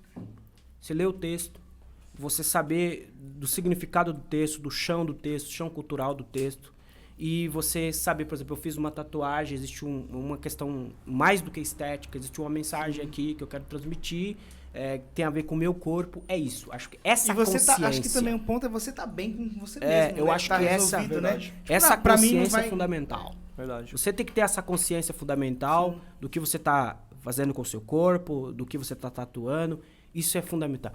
O evangelho trabalha com consciência. Eu tenho vontade de fazer 5 tatuagens. Mas as minhas, de verdade, por exemplo, eu sou músico. Pensei em fazer uma coisa musical, uma nota. Trabalho com turismo há 20 anos, fazer uma bússola, nome da minha filha, nome da minha mãe. Sim. coisas que de verdade eu não vejo pecado nisso. Que É, eu tem tenho- significado tem pra você. significado. Eu tenho duas, Eu João acho- 3,16 e o nome da minha Ah, filha. que bonito, tá vendo? Isso é bonito. Agora eu vou olhar pra isso e vou dizer, não, é pecado.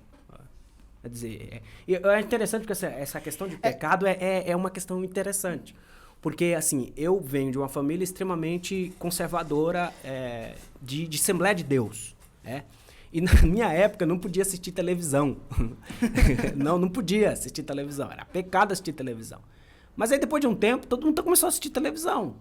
E aí, isso me deu um nó na minha cabeça. Quando eu tava lá com meus 14, 15 anos de idade, me deu um nó. Calma aí, mas... Então, deixou de ser pecado? Não é pecado mais? Como é que é isso? Quer dizer, então, pecado também pode ser uma construção de um determinado grupo, de uma determinada denominação. É que assim, a gente tá voltando a falar de Deus, né? Do amor de Deus. Deus, né? Ele transcende tudo. Cara, eu não consigo imaginar Deus se preocupando com uma tatuagem. Acho que no mundo que a gente tá vivendo, de guerras políticas, igual você falou, né? Gente passando fome. Acho que Deus tá preocupado com outras coisas, cara. Ó, cuidar com essa tatuagem aí que você colocou aí. Eu acho que Ah. tem muita coisa além, muito mais importante do que uma tatuagem, assim. Né? Então, eu acho que esse é o ponto, né? Você tem que estar bem consigo mesmo. Igual você falou, acho que a mensagem que você vai passar, o que você quer transmitir através da tatuagem. Por exemplo, as duas que eu tenho são, pra mim, muito importantes. É um versículo que eu mais gosto da Bíblia e o nome da minha filha. Então, são mensagens importantes, né? Mas eu acho que é isso. Acho que é o ponto que você tá bem consigo mesmo. Sim. Questão religiosa, acho que você tem que também pensar um pouco, tipo, se tô numa igreja que o pastor vai aceitar, vai ser uma afronta pra minha igreja? Acho que aí tem que pensar isso também. Também, eu acho que tem a ver com a sua comunidade, sua comunidade de Sim, fé. sim. A pergunta é o seguinte, você escolheu estar naquela comunidade de fé? Sim. Foi por livre e espontânea vontade? Foi. Isso não só é questão de tatuagem, né? Porque De outras interessante, doutrinas, né? Tem um filósofo do século XVIII chamado Immanuel Kant. O Kant escreveu muito sobre ética. Aliás, nos cursos de direito se estuda muito a ética de Kant. Porque o Kant que diz o seguinte, olha, primeira coisa, você não pode olhar para uma pessoa que faz parte de um grupo que tem regras ali rígidas e vou dizer, ela é prisioneira. Não, calma, você tem que perguntar se ela escolheu estar ali. Porque se ela escolheu estar ali, na verdade é uma escolha dela. Então, ela é livre nesse sentido, né? Ela fez uma escolha baseada na própria liberdade dela. Ela está ali. Então, as regras que ela está seguindo foi uma regra que ela escolheu. Por quê? Ela tem senso de comunidade, ela aceita aquilo, ela acredita naquilo. Então, tudo isso tem que ser levado em consideração. Sim. Né? Ela tem uma liderança, né? Por exemplo, eu respeito muito o pessoal da Assembleia de Deus, o pessoal das igrejas bem mais conservadoras, eu respeito, é um estilo de vida, eu também nasci, me criei ali. Agora, teve um momento que eu percebi e disse, não, eu acho que não é mais interessante, porque se eu continuar eu posso prejudicar não só a minha comunidade, eu vou falar coisas que eles não comungam e assim... eu sou corintiano, não é que eu sou corintiano, mas eu sou corintiano, eu vou lá vou fazer o que na torcida do São Paulo, meu? Sim, Exatamente. Vou ficar fazendo lá na torcida do São Paulo. Sou corintiano, onde você vai? Vou lá pra torcida do São Paulo, vou ficar lá no meio da torcida do São Paulo. Não tem lógica uma acho coisa que dessa. Não vai dar bom, né? Um outro tema polêmico também, que eu acho que toda vez que fala de polêmica, ele entra também. Eu queria até saber a sua opinião, que é bem, né? Suas opiniões estão sendo bem relevantes aqui e me deixando bem surpreso, por sinal. O dízimo. A questão do dízimo, né? Porque, cara, eu acho que o dízimo, assim, eu acredito no dízimo, devolvo o dízimo, mas eu acho que o dízimo dá um problema na igreja, velho. Eu acho que, não sei, obviamente, a igreja ela é institucional, ela precisa, Sim, sim. mas eu acho que traz um problema, não sei. Você sabe que tem muita gente que quer estar na igreja, mas não tá por causa disso. Por causa do dízimo. Pra Sim. falar, esse cara quer pegar meu dinheiro. Isso aí. Eu acho o seguinte, a questão do dízimo toca muito forte no Antigo Testamento. O Novo Testamento já deixa, não se expressa assim de uma forma muito direta na questão do dízimo. Olha, se você faz parte de uma comunidade de fé, você sabe que aquela comunidade de fé, o salão precisa pagar a luz, a água, a infraestrutura. Às vezes aluguel, né? Aluguel, você quer sentar bem, você quer sentar Sim, numa sim. cadeira confortável, você quer ouvir um som bacana, tudo isso custa dinheiro. E aí, dependendo de algumas igrejas, ainda tem o salário do pastor e assim por diante.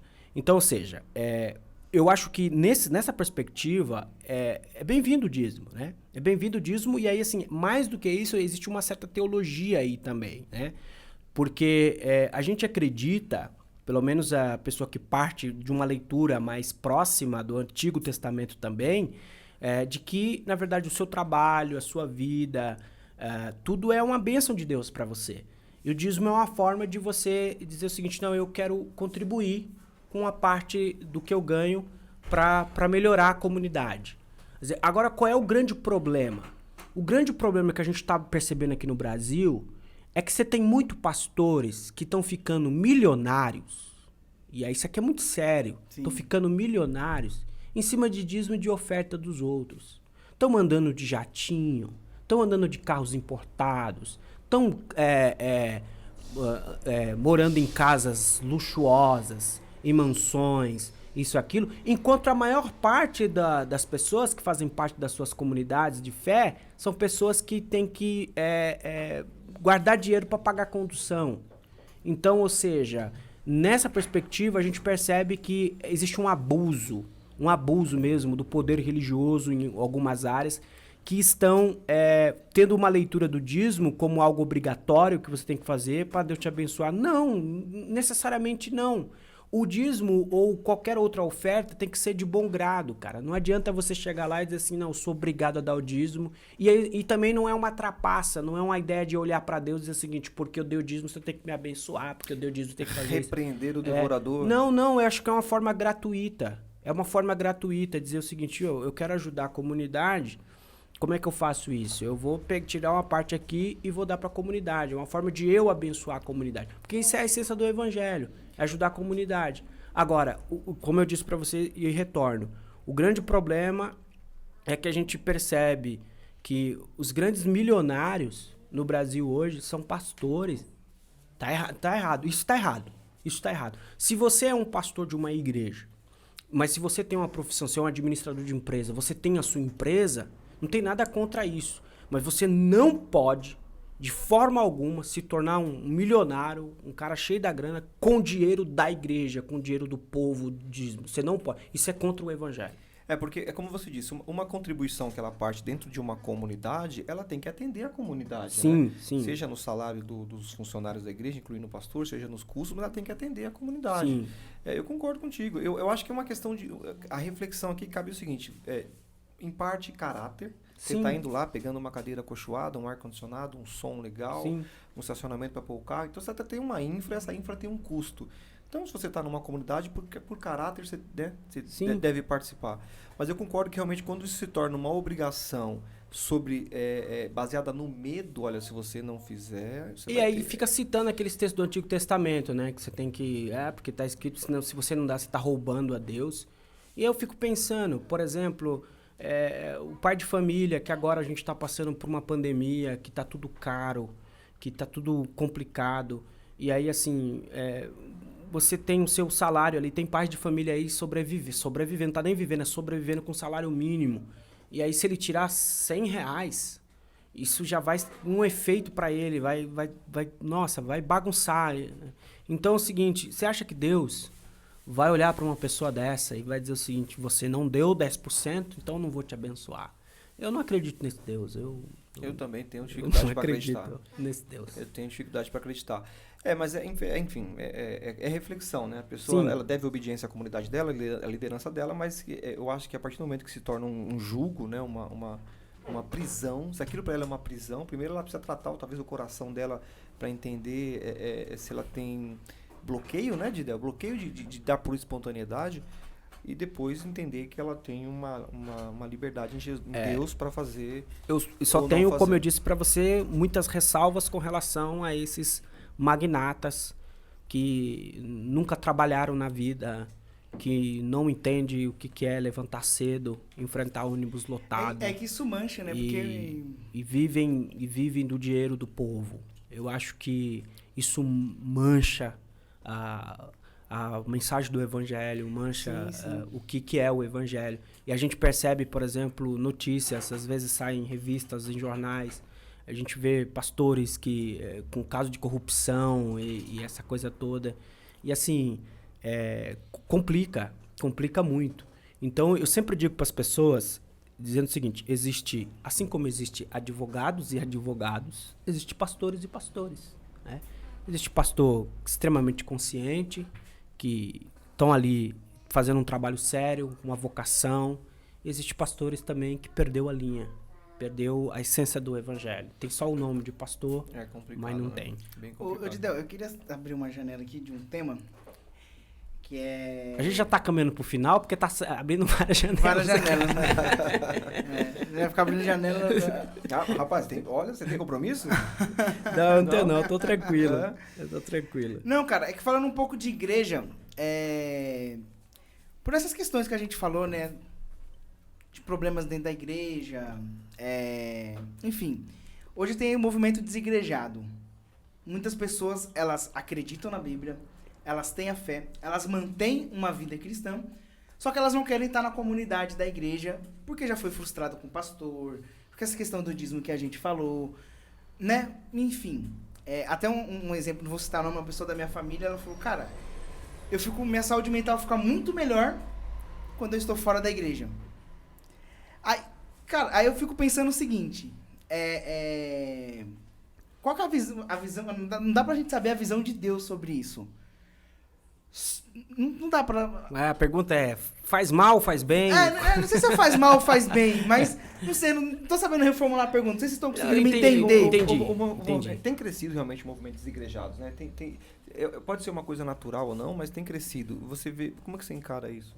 Não tô sabendo reformular a pergunta, sim, mas é basicamente isso, então, sim, cara. Você apresentou algumas pistas. Primeiro que, assim, esse movimento, ele tá crescendo porque é um movimento que se decepcionou com a liderança, grande parte da liderança evangélica, sobre um ponto fundamental.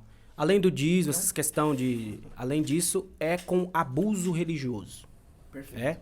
Eu acho que o abuso religioso de algumas lideranças é extremamente complicada. A pessoa ela não respeita a sua intimidade, não respeita a sua subjetividade, não respeita o seu espaço. Então, ele quer passar, ou ela quer passar da linha, se intrometer em coisas que não é para se intrometer, aponta o dedo para você, dizendo que você tem que fazer isso, porque você tem ditador, né? isso é aquela coisa. Então, eu percebo que grande parte desse movimento desigrejado é um movimento que ficou assim, tá decepcionado, e me perdoa a expressão aqui, tá de saco cheio com esse abuso desenfreado dessas lideranças que estão efetuando esse tipo de prática.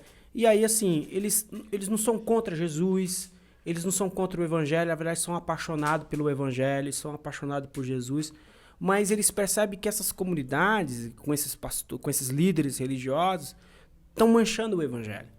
E aí essa é a primeira questão. A segunda questão é também, aí eu percebo que o movimento desengrejado é um movimento também que não quer muita responsabilidade. Porque, então você tem uma questão positiva que eu vejo, e essa questão que eu vejo um pouco mais negativa. A questão mais negativa é a falta de responsabilidade, né? Porque, assim, é muito fácil eu dizer assim, eu não quero vincular nenhuma comunidade porque eu sou igreja, eu não quero me vincular a nenhum espaço religioso porque eu sou igreja, eu gosto de Jesus, eu gosto da Bíblia. Tá, mas a essência do evangelho também é relacionamento, é gente. É a comunidade, né? É a comunidade. Então, ou seja, aliás, não existe cristianismo se não tiver relacionamento. Então, ou seja, Jesus já juntou gente perto dele. Poderia falar, eu sou Jesus, eu sou o Messias, eu vou falar, não preciso de ninguém aqui do meu lado, não. Eu vou falar o que eu tenho para falar e pronto, quem quiser ouvir, ouve. Não, mas ele chamou a galera e disse assim, vem comigo, porque a gente vamos falar uma coisa interessante pro mundo aí. Então, ou seja, a comunidade ela é importante. Então, eu percebo que também grande parte do desengrejado, que também sofreram essa decepção, tem esse lado da decepção, mas também tem uma parte do povo que não quer ter responsabilidade. Porque, eu vou falar para vocês, congregar exige responsabilidade. Exige responsabilidade com a comunidade, existe responsabilidade moral, ética. E tem tudo isso daí, é o juntamento, você tá numa comunidade. Eu acho assim, não sei, não julgando, mas é difícil a pessoa estar totalmente enraizado, posso estar errado, se ela não tá na comunidade. Sim. Entra naquele versículo de Coríntios, né? O membro que tá fora do corpo. Então, a gente tem que tomar um certo cuidado, que assim, essa ideia de espiritualidade solta, essa ideia de que eu não preciso do outro, de que eu posso congregar em casa, essa coisa toda, a gente tem que tomar cuidado com isso, porque eu volto a dizer, Jesus ajuntou pessoas, gente do lado dele para caminhar. Ninguém caminha sozinho. Sim. A gente caminha sempre com o outro. É a relação de amizade, essa coisa. Isso é fundamental. Quer dizer, não é que você é desigrejado, você deixa de ser amigo das pessoas. Não é isso. Mas é aquela comunhão, né? Da galera juntos, aquela comunhão do abraço, do olhar, de estar ali próximo. Eu acho isso fundamental. E aí tem uma questão também muito importante do movimento desigrejado, que assim, eles perceberam que existe um abuso religioso, eles perceberam que a questão, tem uma galera que está enriquecendo com a igreja, você tem pastores que estão se tornando milionários aí, e ele, o que é isso? Então, se decepcionam com isso, e essa questão, para mim, ela é muito importante. Pessoas que se decepcionam por causa da liderança evangélica. Eu acho isso, não é nem com pessoas, viu? Pode perceber, assim, sim, às vezes tem ali conflito com as pessoas ali, mas mais com a liderança evangélica. E aí a liderança evangélica deixou de fazer o seu papel, que é ajuntar. E eu acho muito interessante. Uma vez, perguntaram para um pastor, uma pessoa chegou e disse assim, olha, eu saí de uma comunidade de fé, de uma igreja, e eu saí chateado, o pastor me ofendeu, e ele disse que eu não ia prosperar mais em lugar nenhum, que eu não ia ter uma vida abençoada, porque eu estava saindo da direção dele, da benção dele. E aí ele disse, eu tenho uma esposa, minha esposa é extremamente piedosa, e aí ela acredita que as coisas não estão dando certo pra gente porque a gente saiu de lá, o pastor disse que a bênção de Deus não está sobre nós. E aí esse pastor disse assim, olha, ninguém tem o poder de tirar quem está enxertado na videira, a não ser Jesus. Ninguém. Então, ou seja, ele saiu da comunidade ali, mas ele continua enxertado na videira de Jesus. Então, assim, o desigrejado, eu acho interessante isso, o desigrejado não é aquele que está fora de Deus, ele está em Deus. Só que é importante que ele busque um grupo de comunidade para caminhar. Agora, você tem que tomar muito cuidado. Como eu disse com a sua colega, não sei se foi colega ou colega, ela ou ele, que disse para você, olha, eu distanciei da igreja, de alguns ambientes, e eu tenho mais saúde mental agora. Isso acontece. Tem ambientes que você sai carregado, que ao invés de você sair leve, você sai carregado. Mas aí eu digo para essas pessoas, não existe só aquele ambiente. Um ambiente. Não existe só. Acho que é o ponto, né? Tá difícil encontrar, mas não existe só. Generalizar, A gente falou no comecinho do podcast, né? Tantas igrejas de diferentes jeitos. Você pode achar uma que tá um pouquinho mais próxima de você. Né? Eu penso nisso. Porque talvez a minha leitura da igreja pode ser um pouco romantizada. Mas eu penso que a igreja ainda continua. Por isso que eu tenho muita dificuldade. Sinceramente, eu tenho muita dificuldade de congregar em igrejas, megas igrejas. Muita dificuldade. Porque você vai lá num culto que você tem 1000 pessoas num culto. Com quem você vai conversar? Você não conhece ninguém. Ninguém pode ir na sua casa para tomar um café. Você não pode estabelecer vínculos de amizade. Não tem ninguém. Eu acho que isso é um pouco complicado. É extremamente complicado. Esse isolamento, né?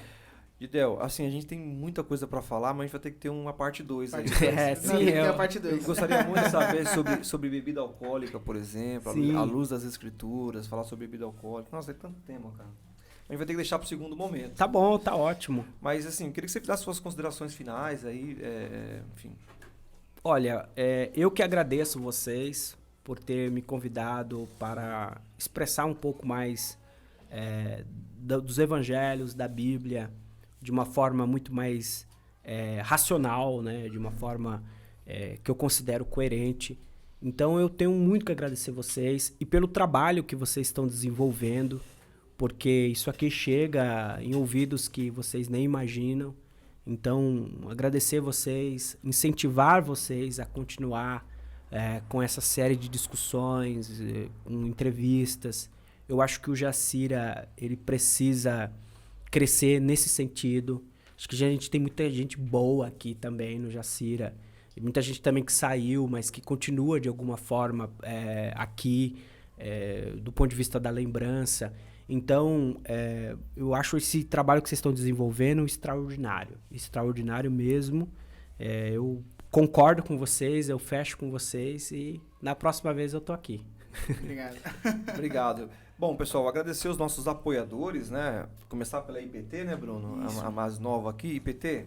Pessoal, acessa aí iptfibras.com.br. Sensacional. Diversos planos lá, tanto para fibra, para internet de fibra, quanto para TV por assinatura, para diferentes bairros. Tem bairro que tem isenção na instalação.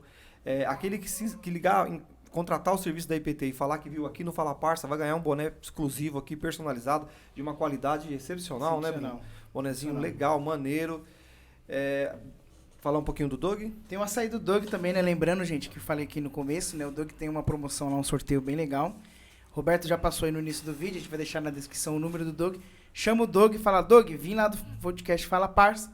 Ele vai salvar seu contato, você já tá participando do sorteio aí. Doug, obrigado. Pessoal da IPT aí, sem palavras. E você que quiser também patrocinar o podcast Fala Parça, estamos abertos aí, entre em contato aí com a gente, vai ter aí nossos contatos nas redes sociais. É isso aí, gente. Obrigado, Didel. E compartilhe aí, por favor, né? Esse por favor, link no WhatsApp, nos seus grupos de família, de amigos. Vai ter parte 2. Com certeza. Agradecer o Diego Lima, Tubinet TV, que sempre nos abre as portas lá. Agradecer o canal intermediário aqui nessa parceria. Didel, foi uma aula absurda. Obrigado, foi uma MBA aqui, cara. Tivemos MBA aqui. Devia ter trago um caderno pra ter anotado. Tá gravado. Tá gravado, verdade. Tá gravado. Obrigado mesmo. Obrigado, Didel. Valeu, cara.